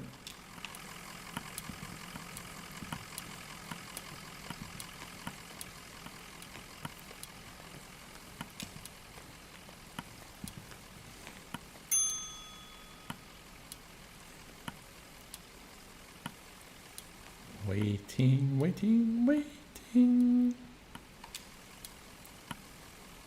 Well, here you are. Better late than never, I guess. Just unload the whiskey over there by the elevator. I'll figure something out. We're actually a bit lost, man. You're lost, so you're not the... Sorry, honest mistake. We're supposed to have a little celebration here at the office, but the whiskey never showed up. I saw your truck and thought, but you don't really look like one of the boys from the distillery anyway.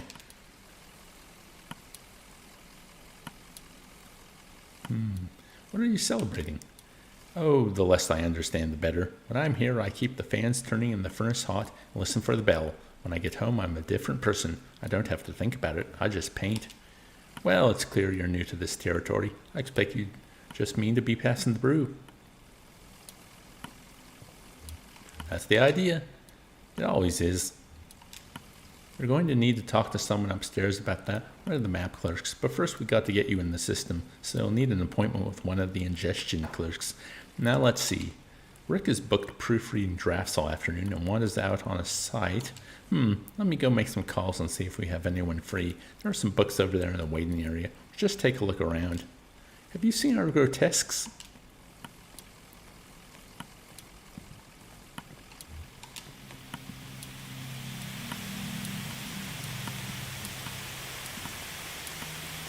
Television is playing what looks like a nature documentary.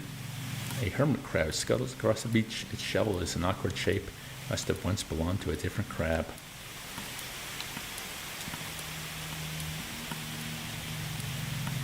The television is playing a cartoon about a bird. The cartoon bird collects pieces for its nest. A scarf, a plastic shopping bag, a bit of a young girl's hair. The nest is warm, but precariously fragile.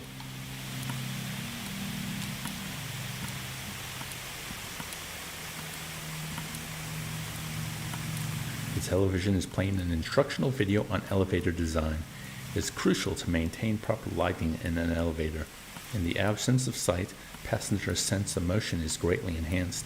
The passenger should never feel as though they are physically ascending or descending. The elevator should create the illusion that the building is flat. This is the mark of a successful elevator design.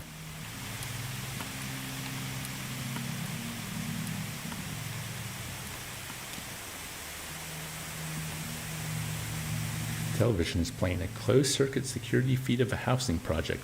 The feed switches mechanically between locations: a hallway, a disused plot of grass, a stairwell, a mailbox.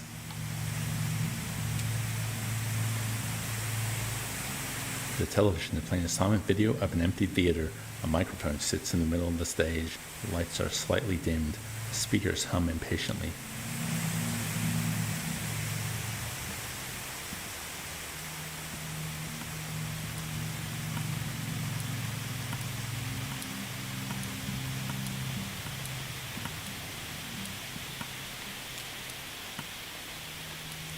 Oh, good. I thought you'd left. People can be so impatient. You never know. Well, I have your meeting with Lula Chamberlain. She's a senior clerk and doesn't usually handle the ingestion process. She's the only one with the room on her plate this evening. My schedule says she's on the 5th floor reviewing some diagrams. The elevator's just back to the left there. 5th floor.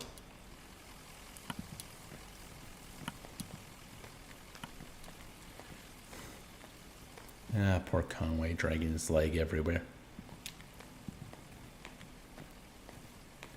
These books are piled on the table. 3 books are piled on the table: a service manual for a sewage pump, some architectural plans for a bungalow, and a slim collection of Japanese death haiku. An envelope is protruding from the bottom of the stack. The envelope reads, Bureau of Secret Tourism, contains several small handwritten brochures with ritualistic directions to bizarre locations. I see, Andrew. Thanks for stopping by.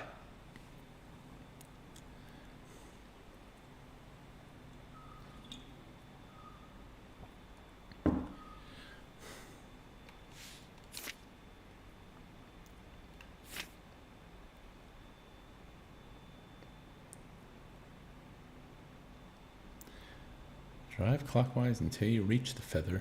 Pause for a moment to consider the cave walls. Reverse direction and drive counterclockwise until you hit the birdhouse. Now turn around again and you're almost upon it. The Mexian Gallery. Okay, well, we could find these places, I guess. Meditation tunnels. Well, once we start driving, maybe I'll check those out.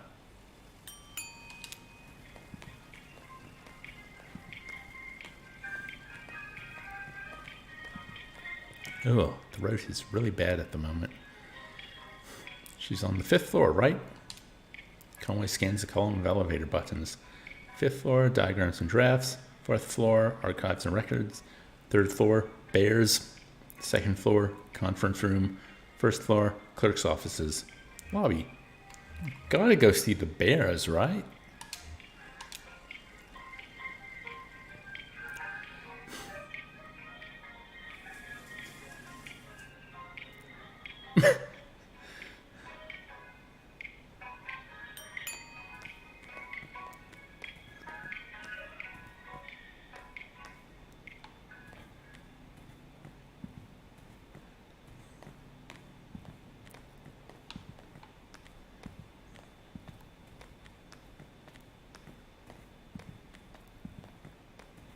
Well, doesn't seem to be anything I can do with the bears.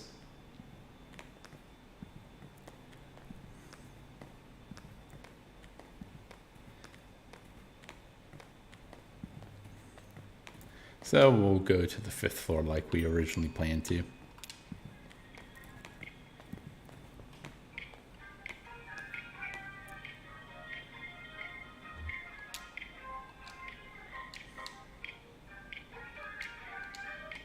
Ah, there we go.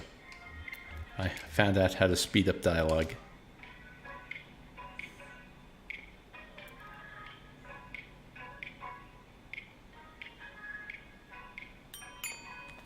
Oh, hello, Dorcax. You and Drew were talking about how cool I am a few hours ago on your stream. What? Oh, that's very nice.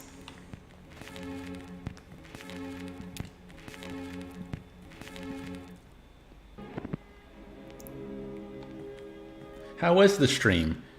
I went to YouTube multiple times over the hours and I saw you kept changing games. Have a good time? Greg is hard at work examining some diagrams, measuring angles with a plastic protractor and occasionally scribbling numbers in a small leather notebook. Can I help you? Don't answer that. Are you Lula Chamberlain? Stream went okay, just a little preamble before the big DLC fest tomorrow. Aye. You're doing the Dead Rising 3 DLC tomorrow. Poor man. Love our little networking YouTube server. Yeah, it's been really cool. I've been doing this for so long, and like you and Drew are the first kind of fellow creators that kind of around where I am in terms of audience and reach and all that that I've started talking to. It's really cool to have colleagues. Are you Lula Chamberlain? No. Just missed her, actually. She was up here about an hour ago. She's probably back at her real desk now on the first floor. You can't have bureaucracy in a game without it sending you all different places, can you? She barely made a dent in these diagrams. Must have been distracted. Speaking of which, I'm a colleague. That's right. Don't be jealous. Well, I am a little jealous, Dorgax. You're doing so much better than me in terms of numbers, but you deserve it, man. You're doing good work. One of these days, I will overtake everyone. Ha ha! But oh my god, I was there for Dorkax's Dead Rising 3 stream, which he did a video on it a while ago. God, the game looks absolutely terrible. He was going insane playing it. And he's subjecting himself to the DLC tomorrow. Madman. Complete madman. Okay, so we got to go to the first floor now.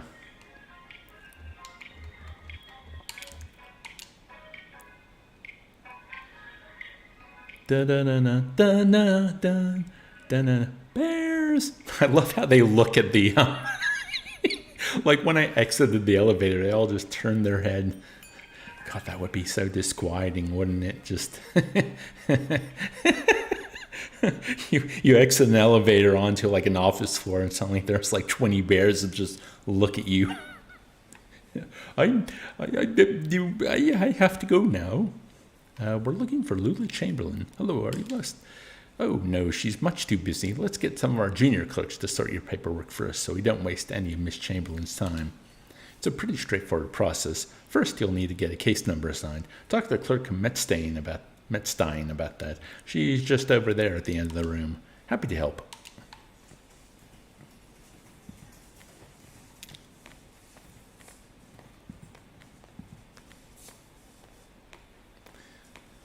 Seriously, your work is great. Thank you so much. Hi, how are you? Fine, thanks. I just need your ingestion card and a list of your last 5 permanent addresses. Damn. Let's just skip it. Which one of you is Lula Chamberlain? Oh, sure, that's her in the cardigan. Yeah, Shannon's not putting up with this crap.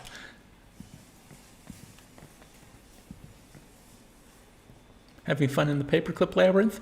Well, you made it eventually. You look exhausted. I'd offer you my seat, but my ankles are turning on me. Arthritis? Dr. Truman says my joints are eroding one another. They've been collaborating for decades. It's only natural they want to kill each other now. Damn, that's a way to put it. Well, enough about my hateful wrists and ankles. This concrete bunker of an office is just a waypoint for you, I'm sure. Where is it you're trying to go? We're looking for 5 Dogwood Drive. Dogwood Drive. That's funny. Do you know I used to live on a Dogwood Drive? That was years ago. Grimy old house. Basement full of insects, attic full of birds. I had a few roommates. We all worked at the university. I had a dog. I drank whiskey and beer. I made sculptures. But that dogwood was a surface road. With a name like that, it would have to be. What are you doing on the 0? Oh yeah, let's mention Weaver. My cousin Weaver sent us this way. Your cousin Weaver? Weaver Marquez? I didn't expect to hear from her again. Do you know her? She came through here as an intern. One of my old colleagues must have referred her. Do you know? I never asked. Anyway, there's not much challenging work here, much less for a gifted mathematician. She helped translate some notes and architectural plans I picked up in Mexico. She was very bored. We used to sit on the steps by the river on our lunch break and talk about geometry. I hope she wasn't in trouble. I lost touch with her so suddenly. I'd recommend she go see some old friends of mine at the university about a new acoustic surveying venture. Left from where she became wrapped up in some tenured professor's quixotic research project. You know the type, gray-haired, intellectual, narcissistic.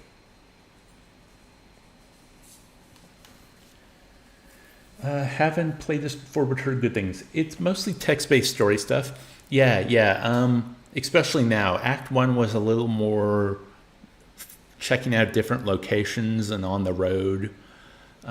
You'll have to go back and watch the replay once it's up. I talk a bit about how the dialogue works and what I really like about it, and a bit about some of the characters too. The game has a very interesting vibe. Also, there's a whole history of why I didn't make a video on this game when I first played it. And then all the technical problems. Oh, there have been so many technical problems today. Well, that is. I guess she sent you here because she respected me, thought I could help. Weaver's a dear girl, but I'm afraid you've been misled. Excuse me.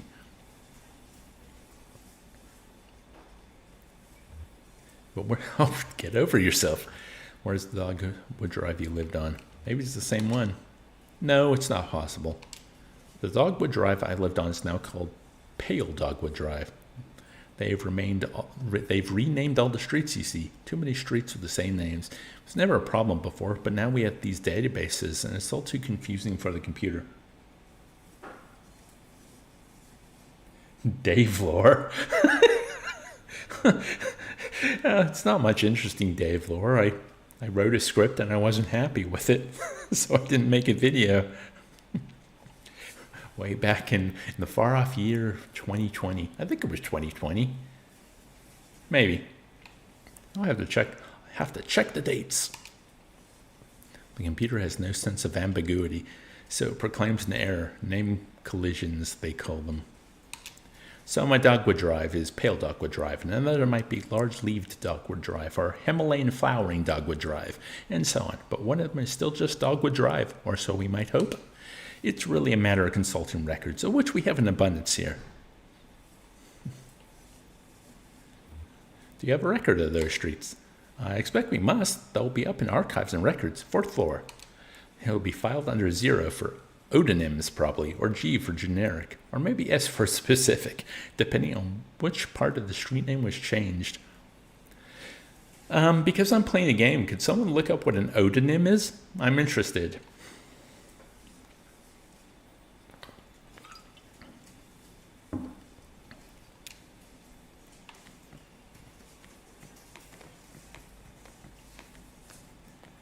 Yes, Ed. The reason Conway is limping everywhere is because he hurt his leg in Act 1. We were exploring an abandoned mine. Archives and records. So, 4th floor.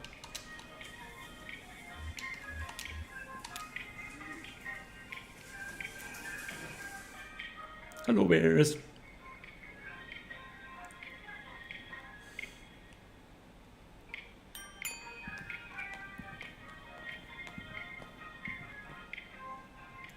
Odonym, an identifying name given to a street. Huh. I'm fine with odonym with you. That's so stupid. I love it. That's weird because, when I heard odonym, I thought it was something like, an antonym or a homonym or a synonym. Name of a broker or brokerage firm is used by register as security owned by a customer in order to simplify trading, alternative or slang term for something. That's probably what she was talking about. Like, they were alternate names for the original street. Interesting. Odious. No, odonym. Da, da, da, da, da, da. Woo! Damn, this place is a mess. Okay. Take a look through that logbook, I guess. Maybe there's some kind of system to all these boxes. I'll just start digging. Small logbook has a smart leather cover. A few notes are scribbled on the inside covers. Most pages are just lists of titles, names, and dates.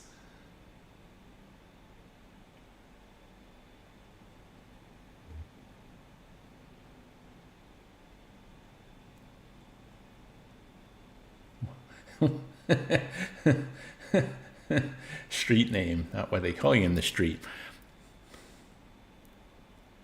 Yeah, I mean, it could be like a double or triple entendre as well, because we're talking about different names for streets. Okay, so small logbook has a smart leather cover. A few notes are scribbled on the inside covers. Most pages are just lists of titles, names, and dates. Well, let's look inside the front cover. Document staff, please do not transfer any more records from the storage unit until we get the new file cabinets in. We're up to F, and that will have to do for now. Instruct clerks to focus on activities beginning with the letters A, B, C, D, E, or F, or activities most likely to involve research on subjects beginning with those letters. For example, cars is okay because it involves automotive, driving, brakes, etc. But air quality is not okay because it relates to health, safety, pollution, etc. Oh, dear God. Now that reminds me. It's okay, Drakak. Not many people have been talking today, so type as much as you want. Yeah, I don't know why, but today I was thinking about how the letter C does not have its own sound. Maybe I'm wrong on that, but I thought most uses of the letter C are either a K sound or an S sound. Does it actually have its own? Several documents relating to sporting competition venues were quickly checked out and back in over a period of a few days. Basketball courts, baseball fields, alleys, and parking lots. Okay. Page 14. Oh, damn, Rue. Yeah, you get that heart under control.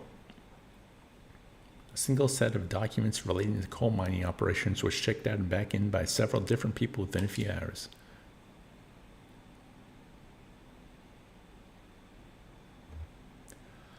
Oh, yeah. Yeah, that's a good point, Dorcax. With K only has the hard C sound. So maybe we don't need K. Although, Yeah. Huh.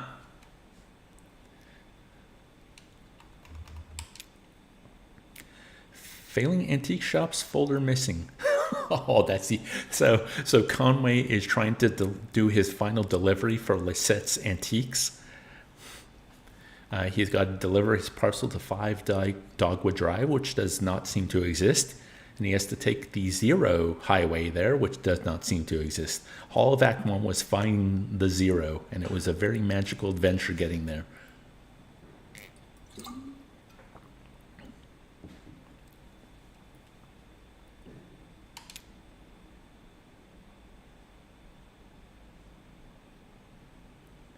Oh, yeah, see, like CH is its own sound, so we need C to make the CH.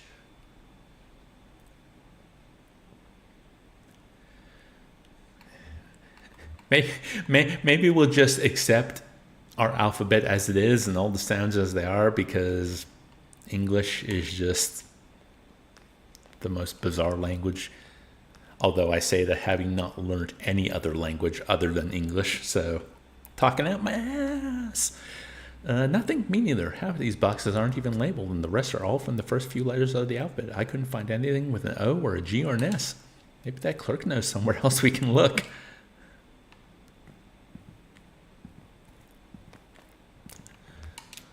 So back to Lula.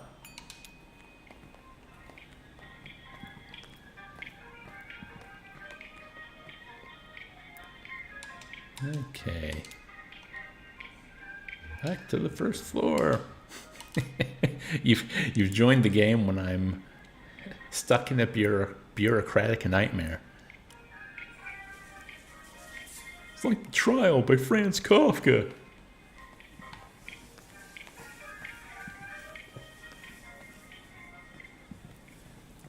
Hello, Lula. Nothing? That's unfortunate. Well, they must still be in transit. You see, we've only moved into this new venue somewhat recently, and it's all a bit in progress. There was a cathedral. This was the cathedral not so long ago. Can you believe it? Then the Bureau reclaimed it. The old congregation has been directed to one of our storage facilities for their activity. That's where you'll find the street name records, I expect, at the church.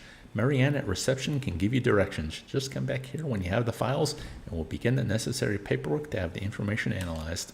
Oh, and while you're out on the road, you might want to stop and see Dr. Truman about your leg. He's a specialist regarding ailments to the joints and limbs, and I know he works at night. His home office is in a small neighborhood on the east edge of Bowling Green.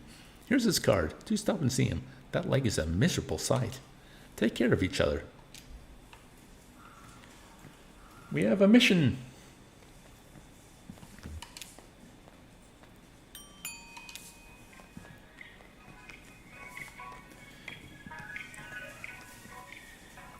I've also got that logbook for secret spaces, so I want to find one of those, like the meditation pools.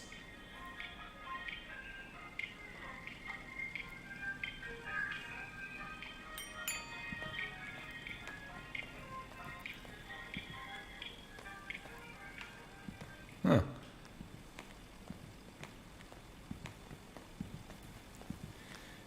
Poor Conway.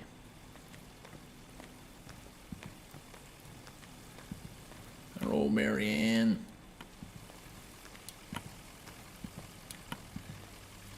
Get what you need?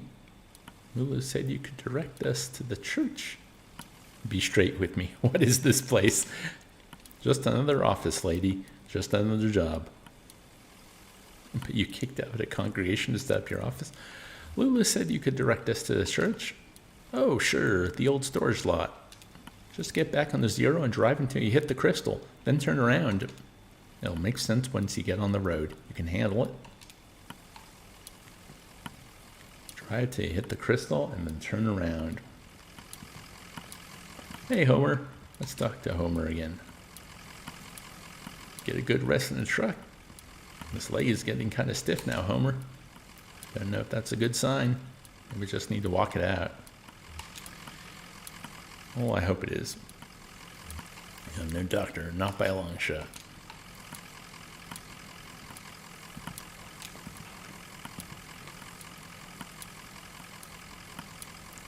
They move on. Move on. Okay. So now we're on the zero. So if I want to go to one of these secret tourism places, like the meditation tunnels, drive clockwise to the Scarecrow, then counterclockwise until you reach the Pendulum. Then reverse and keep driving.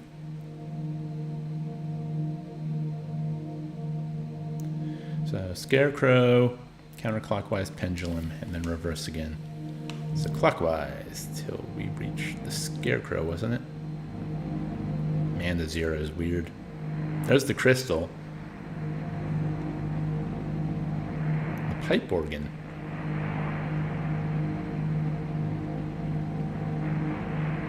The staircase. Projector.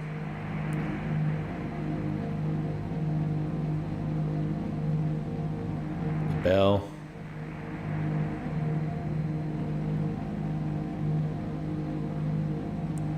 Tree. Sprocket. It does not have much sprockets when we dance.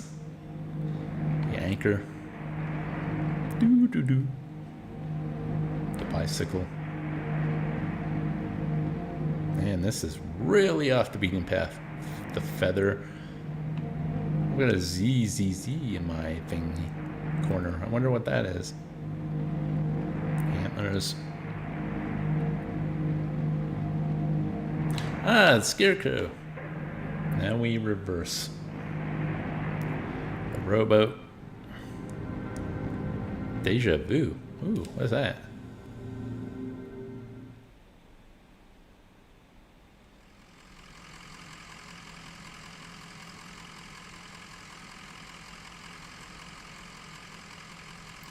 That's odd.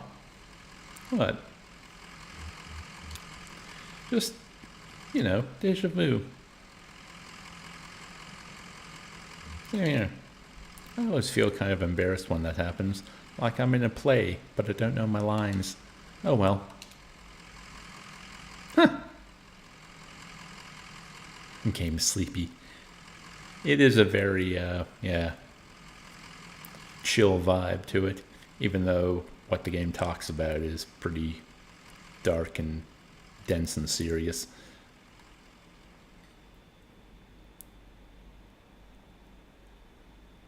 Zoom out. Out. Out. Out. What the?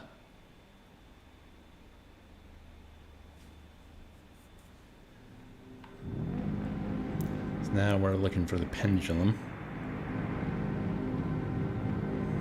Hey, there's the pendulum. Is that a liar?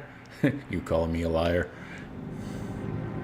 And now we can take this to the brochure for these mossy tunnels recommends taking them as a site for meditation. Introspective labyrinth through which to walk one's concerns slowly like a breathing exercise. Narrow tunnel extends to the right and the other to the left. Let's go left tunnel.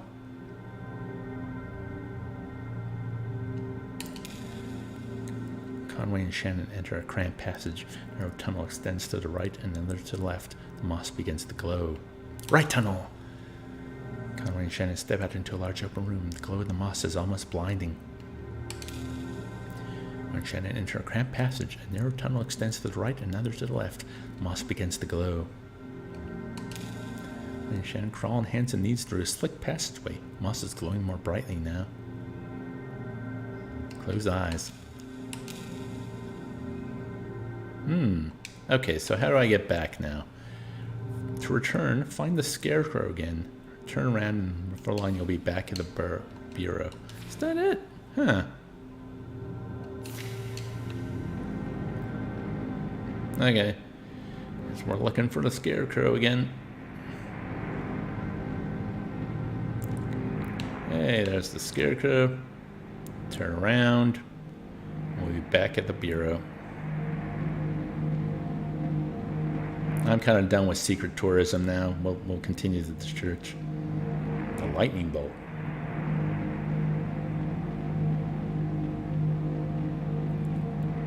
The sandwich. Ooh, sandwich.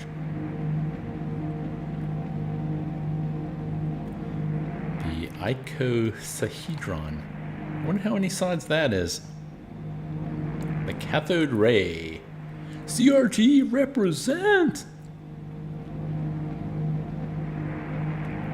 Bottle.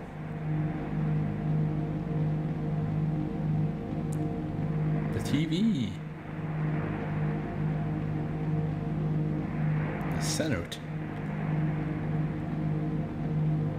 The pipe organ. No, I was about to make a crude joke, but I won't. There's the bureau.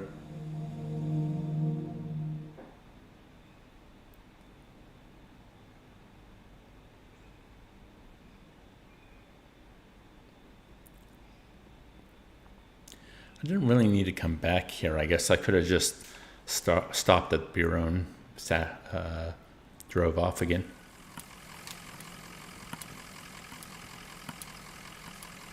They head back into the night. They linger. Do you have to let them linger? Okay, so we find the crystal and we turn around and we get to the church. If I remember, the crystal was like the first thing. Yep, there's the crystal.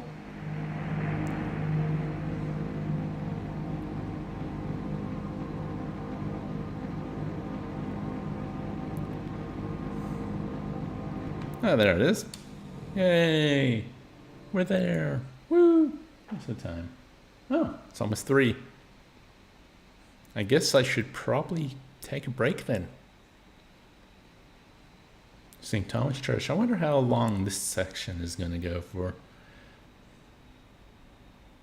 Could wait till it's done. Oh, wow, that's cool. Okay, yeah, yeah. We'll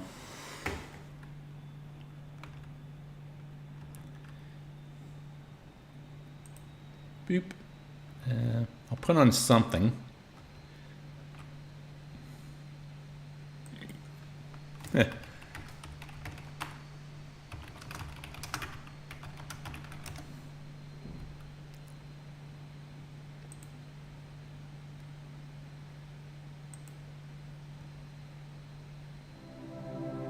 I'll just put on the Kentucky Route Zero soundtrack.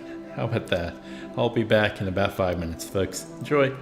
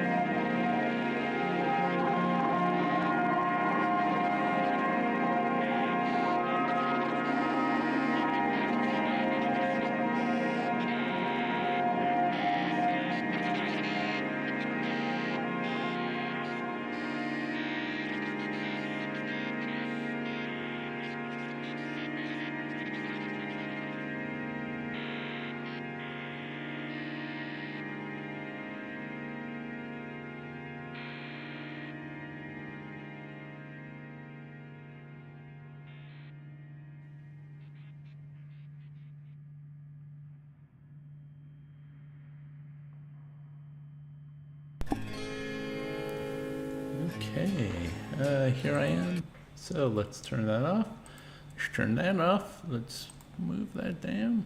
Let's put this back on. Let's go over here. No, wait, over here. And I think we're ready to go. How was everyone's break? Ooh, nug break. Sounds like a good idea. I would eat a bunch of trash food this evening, but my mom is turning 71 or 72 today, one of those two. And we're going out for a big dinner, so gotta save my appetite. Okay, let us continue. Talk Shannon. Is that it? Over there? I don't see any congregation. It's dusty in here. Maybe it's after hours. Let's see what the janitor knows, I guess.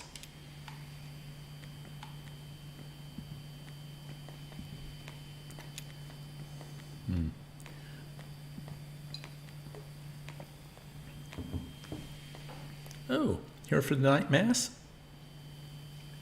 Where's the congregation? I guess this must look pretty strange, a church without a congregation. When they first moved in here, man, this place was packed. They had a mass every night, 2 on Sunday. But it got a bit awkward to fit everyone in, and the numbers quickly dwindled. Once folks started to see it as a thing that was falling apart, they lost their center of gravity and just started wobbling. Then the preacher stopped coming too, but he left his old tapes. Same with the organist. I found some old acetates in the bureau archives, photos of people in churches, so I keep it running. You know, that's I don't even know what to call it. Like, yeah, one of the psychological things, like, you know, if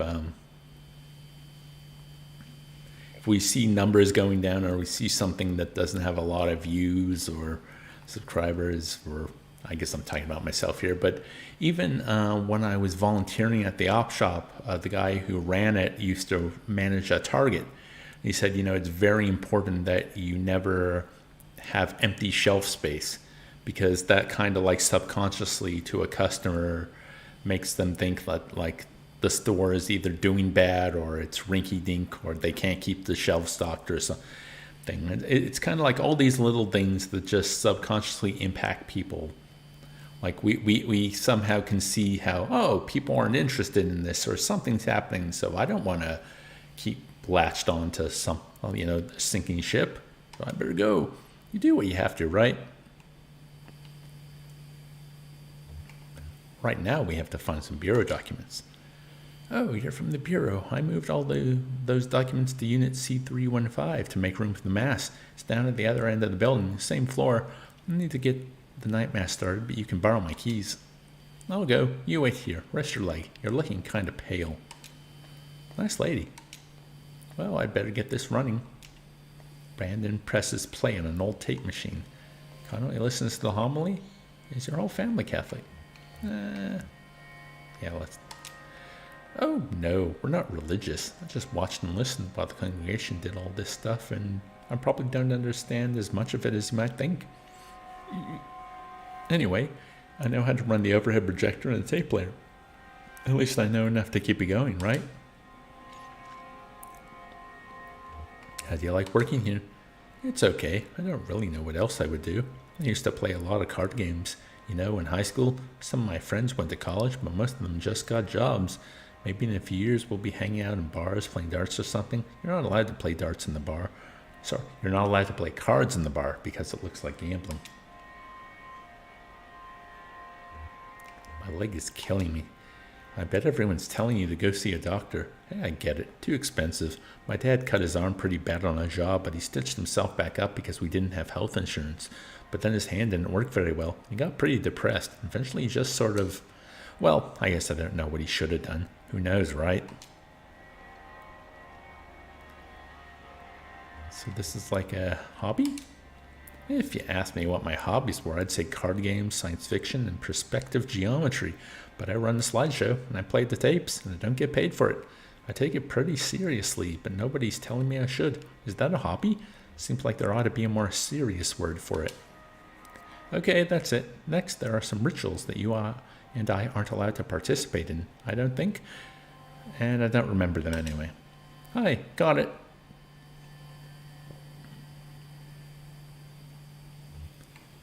We were just talking about work and hobbies. What? I found what we came here to get. The file and street name changes. You don't look good. Let's head back to the bureau and get this straightened out. Then maybe we should see that doctor the clerk recommended.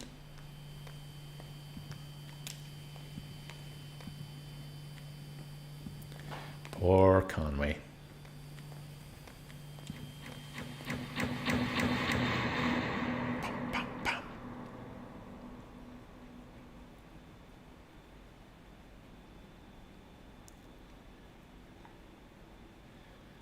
Jesus, are you alright? What the hell?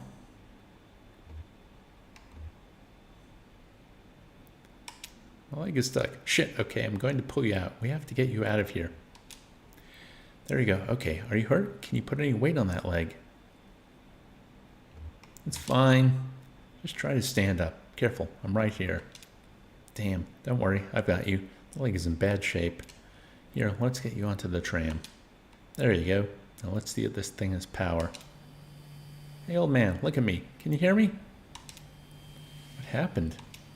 I don't know. He collapsed. I think he blacked out. He was mumbling about the old mine for a minute. The old mine where we met. I think I need to see that doctor. Yes, you do. She hands Brandon the doctor's card. How do we get to this address from here? I don't know. It's pretty tricky going back and forth between, here and there. Bureau's the only way I know. Some of those folks do it all the time. Commuters. Let's go back the way you came. Find the crystal and then turn around.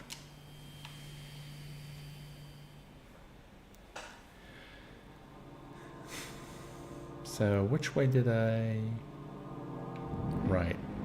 Going this way to get to the crystal, I think.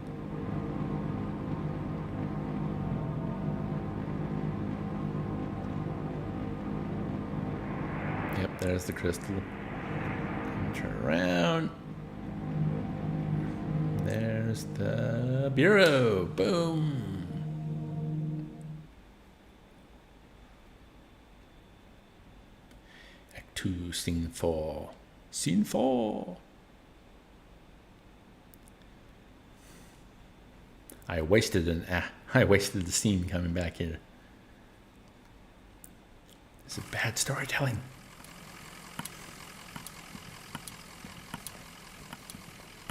Hey, it's Carringway. Carrington. Hello, my friends. I'm relieved to run across you again. Hello, Homer. No better place than the road for a hound. I'm afraid I've been unsuccessful in my search for a venue for my play. Have you found anything in your travels?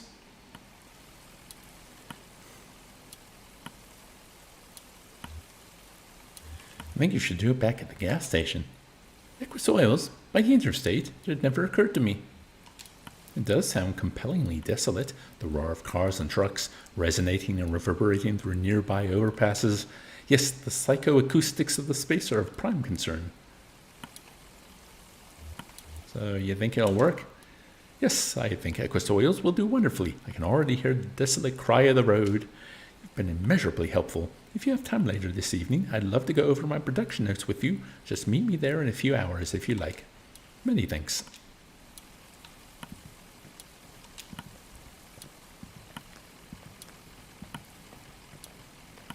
Hello, Dorgax is back. Back again. Back so soon? You need to get to the Interstate 65. Lula filed your papers, so you're in our system now. I can process you whenever you're ready to go back. Just let me know. Ready to be processed. She hands the receptionist Lula's card. Can you tell us how to get to this address? We're looking for Dr. Truman. Of course. This is in the neighborhood just outside of Bowling Green. Get on 65 going southwest. Take a right just past the observatory, just before the river. If you continue north, you'll be there shortly. Happy to help.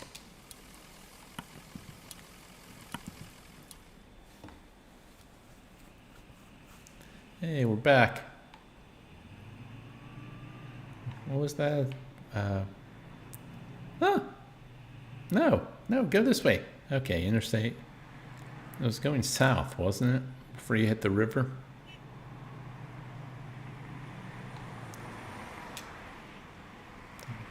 Just falling asleep in his chair. Carrington won't be here for another few hours. Okay.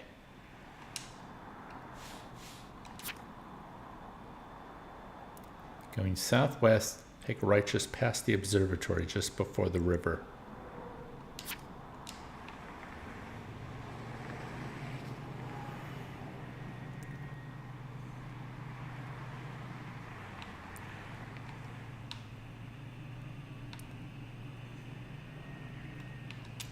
There we go. Word at the address on Lewis card has been demolished. It's placed as a large museum, still partially under construction. Stream cut out for a sec? Oh. It seems to be fine on my end.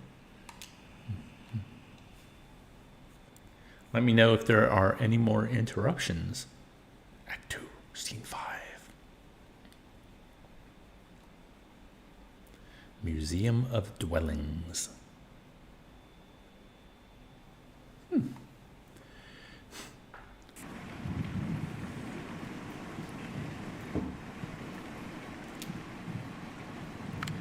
heard the man and the lady talking when they first came in, but they didn't see me. What were you doing up that late? What were they talking about? The man said his leg was hurting him. They were looking for Dr. Truman, but he was already gone. But they didn't know, so they kept looking around. Ah, yes, this whole sequence is done like someone else was watching them. Oh yeah, he was talking to his dog. Guy was a weirdo. Doesn't seem that weird. You didn't see the guy. Tall, kind of stooped over, limping bad. Looked like an old drunk, if you ask me. But they were both drunks, breaking in here looking for a place to sleep it off. I just feel bad for that old dog, getting dragged all over by a couple of drunks. Old dog like that should be sleeping on a porch somewhere, but that's loyalty for you. Well, they didn't stay long anyway. I just assumed they were from the power company. You know how they're always coming by unannounced and messing with this or that. Just shut myself up in my room to wait it out. No sense getting involved. How did they get in?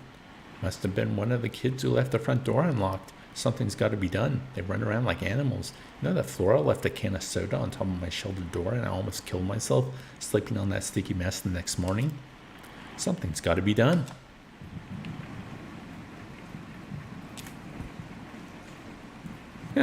The umbrella button. Ooh, like how that's moving. Oh, that's kind of weird.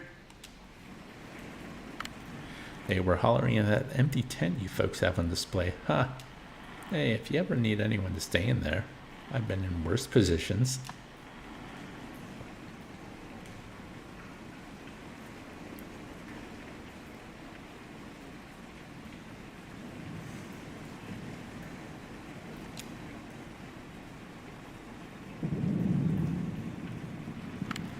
Do you know, at first I thought it might be Hudson walking up to visit. I'd heard him working on his boat just a bit earlier, before the storm started. But then I saw the stranger's limping gait and the young woman with him and knew it couldn't be. I invited them in for a glass of bourbon, which they politely declined, so I just talked to them on the porch for a bit. What was the stranger like? He was in a bad way. He seemed confused. He was asking about a basketball game. I thought he might be joking. After all, it's not the season. It made his friend uncomfortable, and she changed the subject. She asked about my house. Do you know, I don't believe either of them had ever set foot on a houseboat before. I don't know that the older man had ever seen an ocean, in fact. It has always been my fondest dream to retire on a houseboat. That's why I accepted your offer and moved in here. It isn't perfect, but what home ever is? I only wish the house would sway a bit. I find that it settles my nerves. Well, if we have another storm like that last one.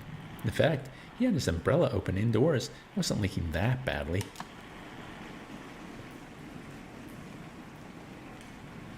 Museum of Dwellings. These are houses. And they've got people to live in them, I guess. Yeah, they came by and knocked on the window. We had a bit of a talk through the glass. I would have come out, but, you know, shady characters. They seem suspicious. Hey, Jim. Nice to see you. How you doing? I already told you, weirdos walking around door to door asking about Dr. Truman. This late at night, I told them what I know, but in this weather? What do you know about Dr. Truman?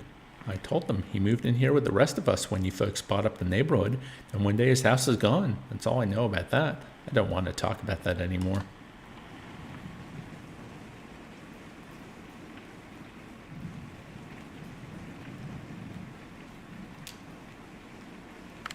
I guess they must have gone through some papers here. It was in some disarray and a few folders were pulled out and left on the table. I mean, it wasn't too bad. I only noticed because Diana's such a stickler. She's real organized, I mean. Is there anything missing? Nope. They pulled out a list of the folks who didn't take the offer. Folks who moved elsewhere, but they filed that back out of order, so I guess they didn't find what they were looking for there. Hey, while I have you here, work's kind of slowed down, and it seems like, I know you folks know what you're doing, but it seems like the residents are just kind of settling in. That's the idea. Yeah, I get that. Just how about that roof, huh? Just write us a check and we'll finish it right up. I know you've got this museum thing going on, but you don't want to be slumlords now.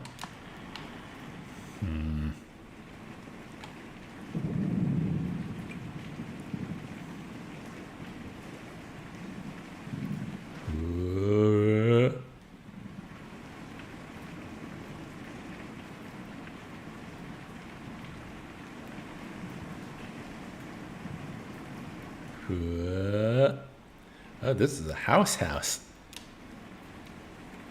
I was playing in that empty cabin and they came by. They asked about Dr. Truman. I know where he went, but I didn't tell them. Did you talk about anything else?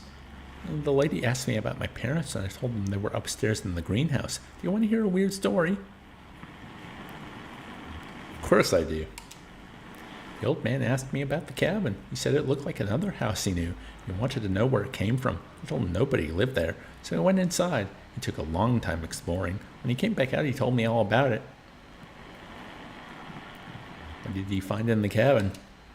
He went upstairs and he also looked around the other rooms. I played with the dog.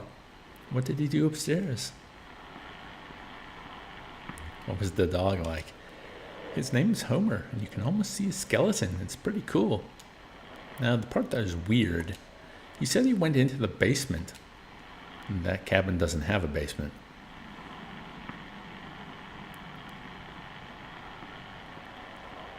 He said he found a staircase in the closet. Then he found a rope leading down a long pit, and he climbed down. It was so long his arms got very... his arms got very tired, and he fell in the dark. He didn't get hurt, though. He crawled through a tunnel where he found a hidden garden. The garden was very beautiful. He found a tunnel leading back upstairs. So then he came back out of the cabin and we said goodbye and I didn't talk to them anymore.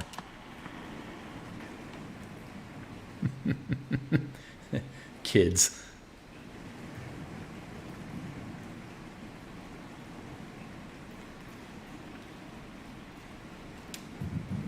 A birdcage?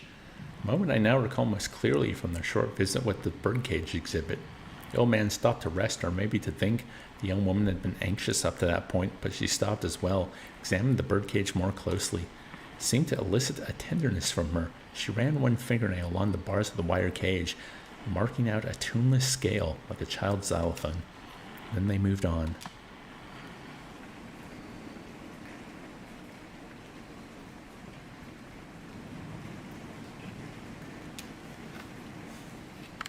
We ought to get some real chickens in that coop. Do some homesteading. None of these folks know how to live off the land. You know what I mean?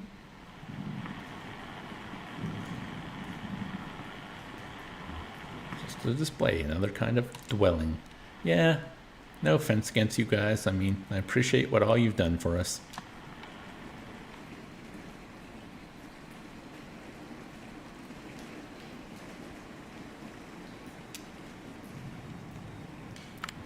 I think you need to get some real horses in the stable.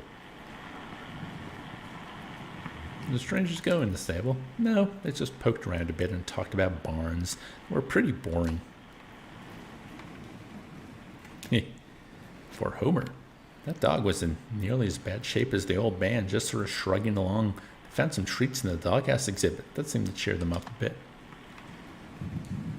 Think of that big place with the thing over it. That's where I need to go, but I guess I can't get there. Whew.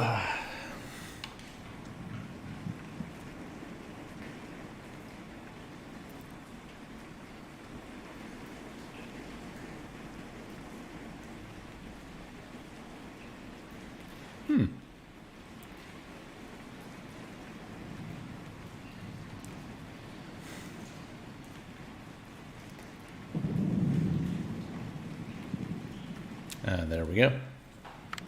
Sure, I talked to them for a bit. Actually, we talked for quite a while. I wasn't busy. I was happy for the company. Can't sleep in a storm like that. Never could. Oh, pardon me. What did you talk about? I told him to put his umbrella away. I got great shelter right here.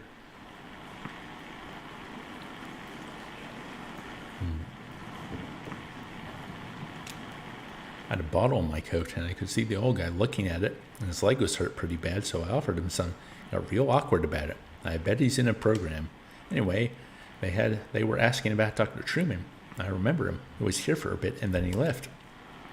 So that's what I told them. Okay, so how do I move forward in this place?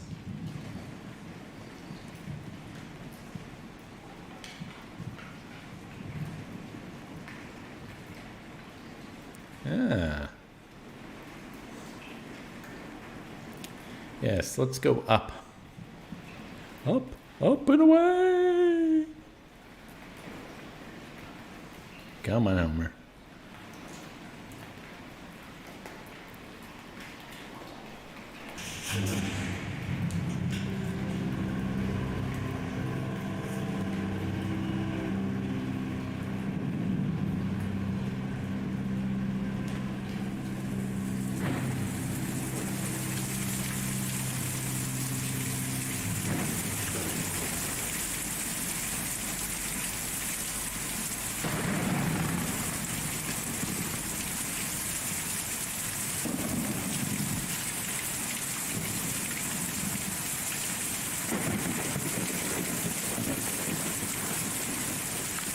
They wouldn't come in, just rushing around. You could tell they were worn. It was late at night, but just rushing around.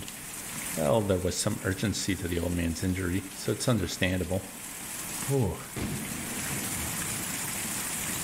My throat's really starting to hurt me. How was he injured? His leg was twisted or something. He yelled it while he walked. Made these painful little sounds in his throat. Oh, how? I don't know. I didn't ask. It would have been rude, I think. So, do you notice the shadow in the background that's been moving by? Well, we just don't know. I suppose we never will.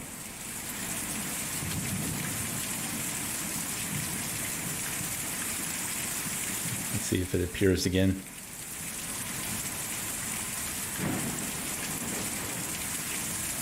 There it goes. I heard a shout from downstairs. The old man had stumbled in the rain. I stayed inside with the lights off. There's no sense in my getting involved.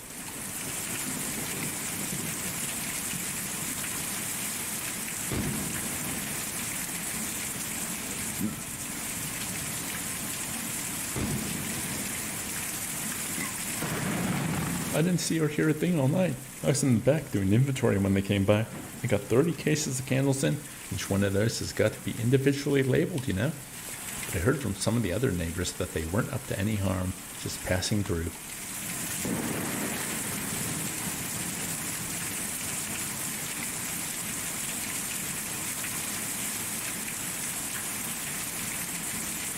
Ezra!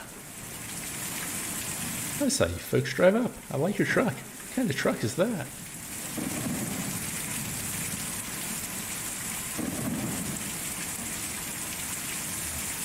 We got a couple of them at the shop, but this is the only one that runs.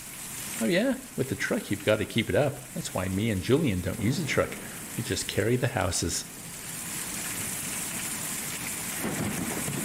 Who's Julian? Julian's my brother. He's a lot bigger and stronger, and he has more feathers than me, but he's still my brother. Where do you take the houses? Me and Julian take them out to the forest every night, and then we bring them back at dawn before the museum opens. Why do you take them to the forest? This museum is an okay place to live in the daytime, but it's no good at night. Folks just can't sleep in a place like this. When they do, it gives them nightmares. So we take them to the forest to sleep, and then bring them back in the morning. Is your family out in the forest? Oh, no, I don't know where they are. Me and Julian were looking for them for a while, but anyway, we have a job to do here now, taking these people out to the forest at night so they can sleep. Maybe if the rest of them will be like Dr. Schumann and want to stay out there, we'll get back to looking. Can you tell us how to get to the forest? You have to follow the Green River way out east and then hop over Lake Cumberland. Roads don't go there, but me and Julian can take you. We were just about to go anyway. I've just got to call him over. Yeah.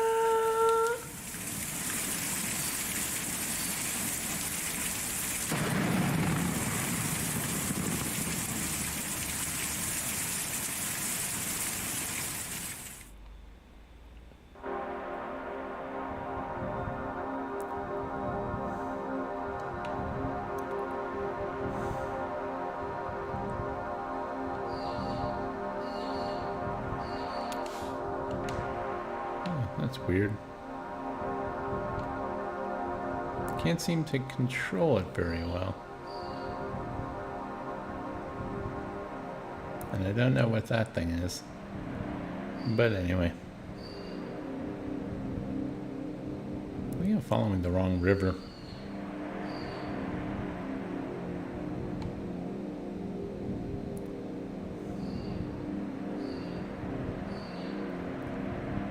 Yeah, I think I need to go back.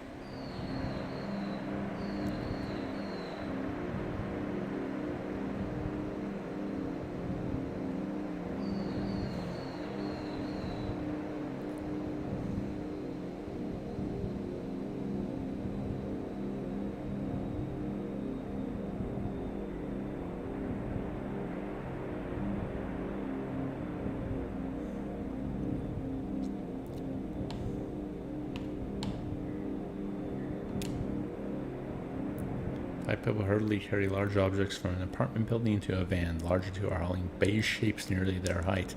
Smaller three clutch brightly colored objects under their elbows. Most of the lights in the building are dark. The yard's empty. The window is boarded shut. I think that's the wrong river. I need to go back.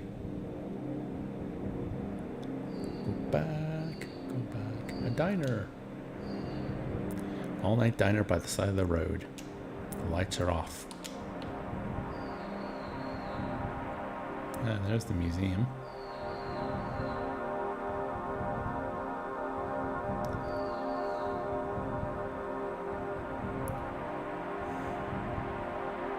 There's the Green River. Here we go.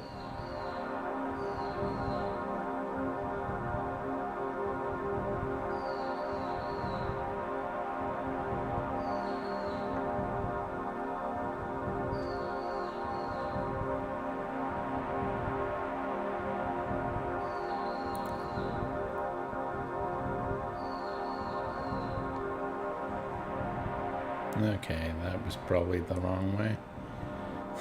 I'm good at following direction.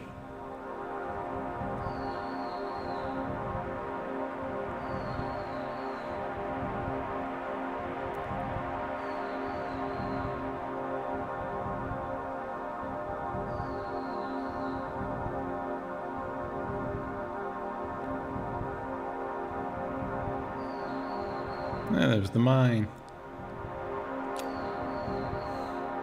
Above, the huge swaying tipple looks like a small wooden lattice, framing the edge of the mine entrance.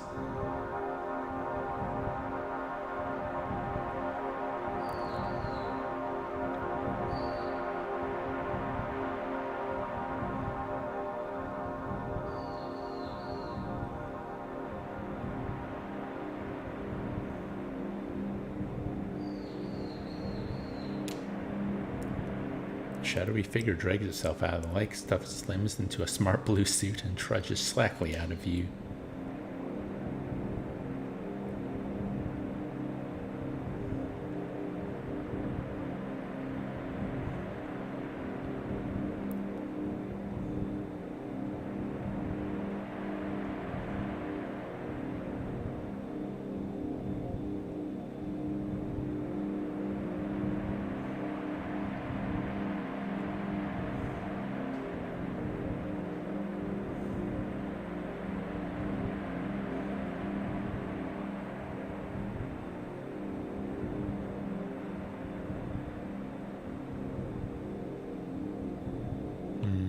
I think I took the wrong exit.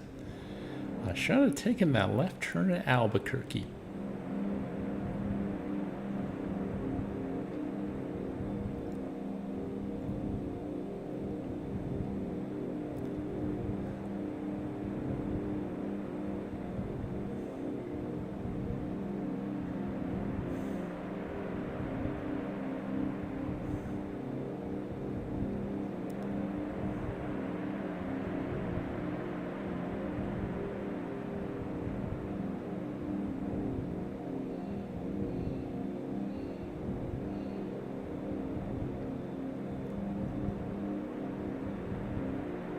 McCumberland. Ah, that's where I need to go.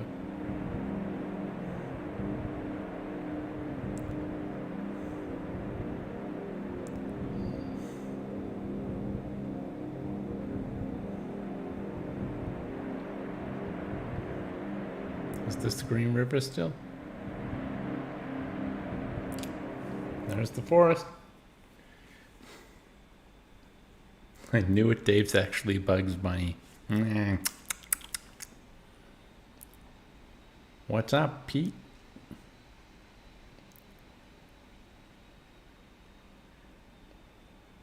A forest.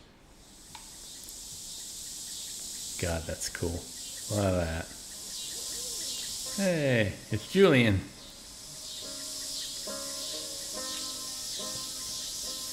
It's okay, just take it easy. Just close my eyes. I don't think that's a good idea. Just take some strain off your leg for a minute, and we'll keep going. Why is this delivery so important to you? It's my last delivery. Oh, you're retiring or something? Or, sorry. My set's closing up the shop. That's, damn.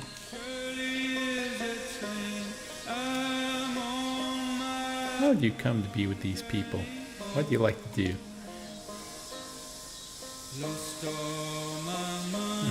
Yeah, I know. You probably met on a farm or something.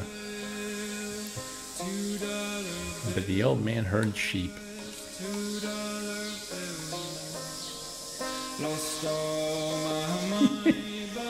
He can be wascally sometimes.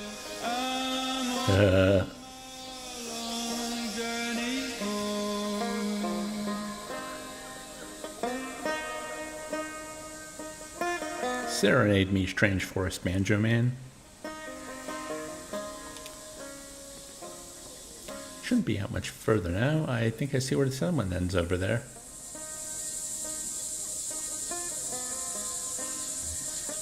These are some fine looking trees. Ha, yeah, really nice. You a tree enthusiast. Just nice to have something to lean up on. You're in a lot of pain right now, aren't you?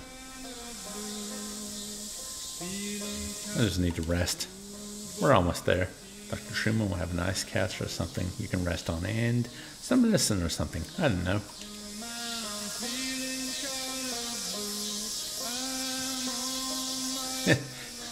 You know, it's funny you should mention that, Dorkax. Just earlier this week, I was looking up old clips of Paul Rudd showing the Macamee clip on Conan, like his final appearance with Bill Hader, and then when he did it on Conan's podcast afterwards.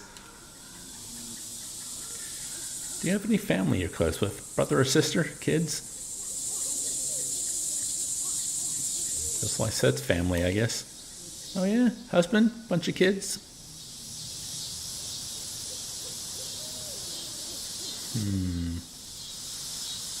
Her husband Ira and I were friends. Oh yeah, you mentioned him. Your old boss, fierce-tempered, hard-working, up by his bootstraps kind of guy, right? Sounds pretty intense. I guess I was always closest with Weaver, as close as someone can be with a girl like that. She was always on her own wavelength, but we were the same age growing up. Everyone else was so busy. Ah, the crickets! The crickets! Oh, you need to look up the podcast one, because how do you play that clip on a podcast? It's an audio medium. It's brilliant.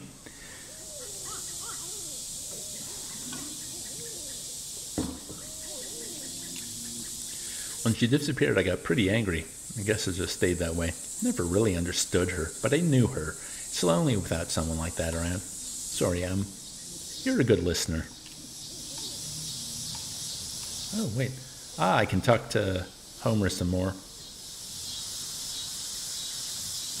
You ever been over to the lake? It's really deep.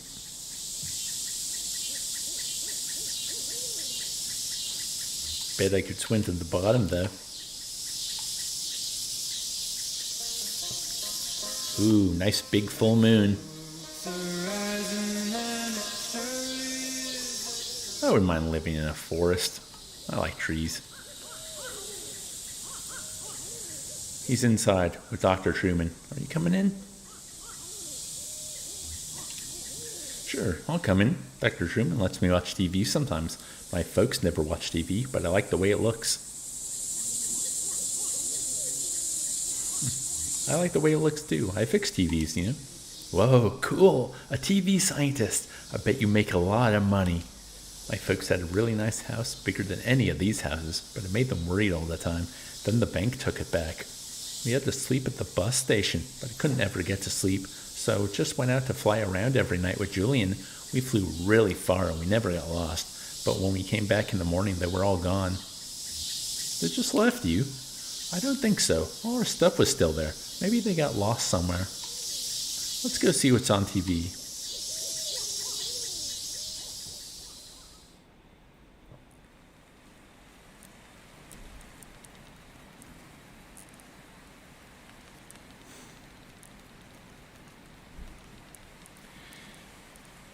And yeah, I think during that exit interview is when I really realized how bad they had me. But how else can you pay for medical school?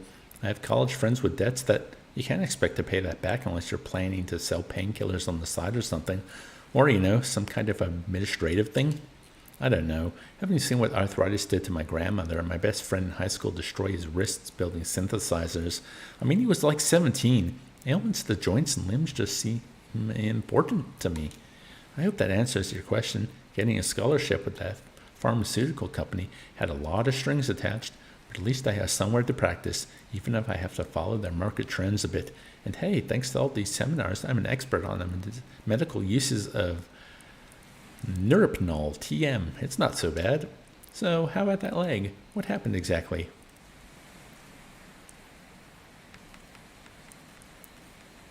My leg was crushed by falling rocks. Crushing injury. Yeah, those can be pretty bad. Everything gets all compressed and there are a lot of little pieces too. You know what? Never mind. Let's take a look. How bad could it be, right?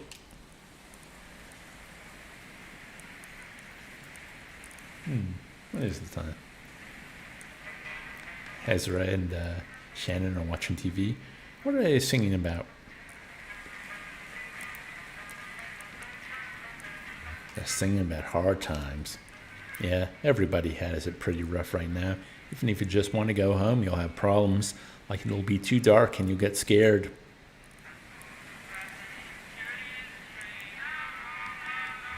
Maybe you can just stay lost in the dark. Maybe you'll be okay with that eventually. Your friend's in pretty bad shape, isn't he?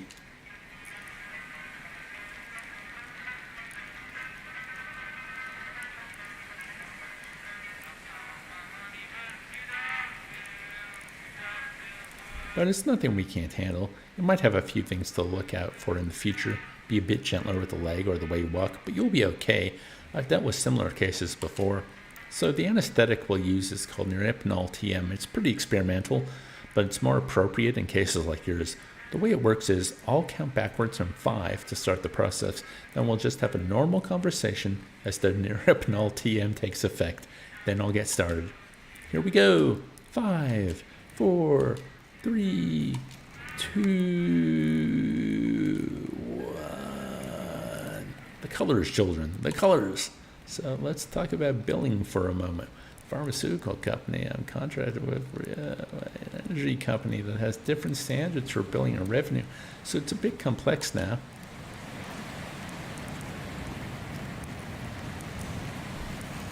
Wow. Yeah. Don't hear how you're getting put into debt because you got to get your leg fixed. Stupid country.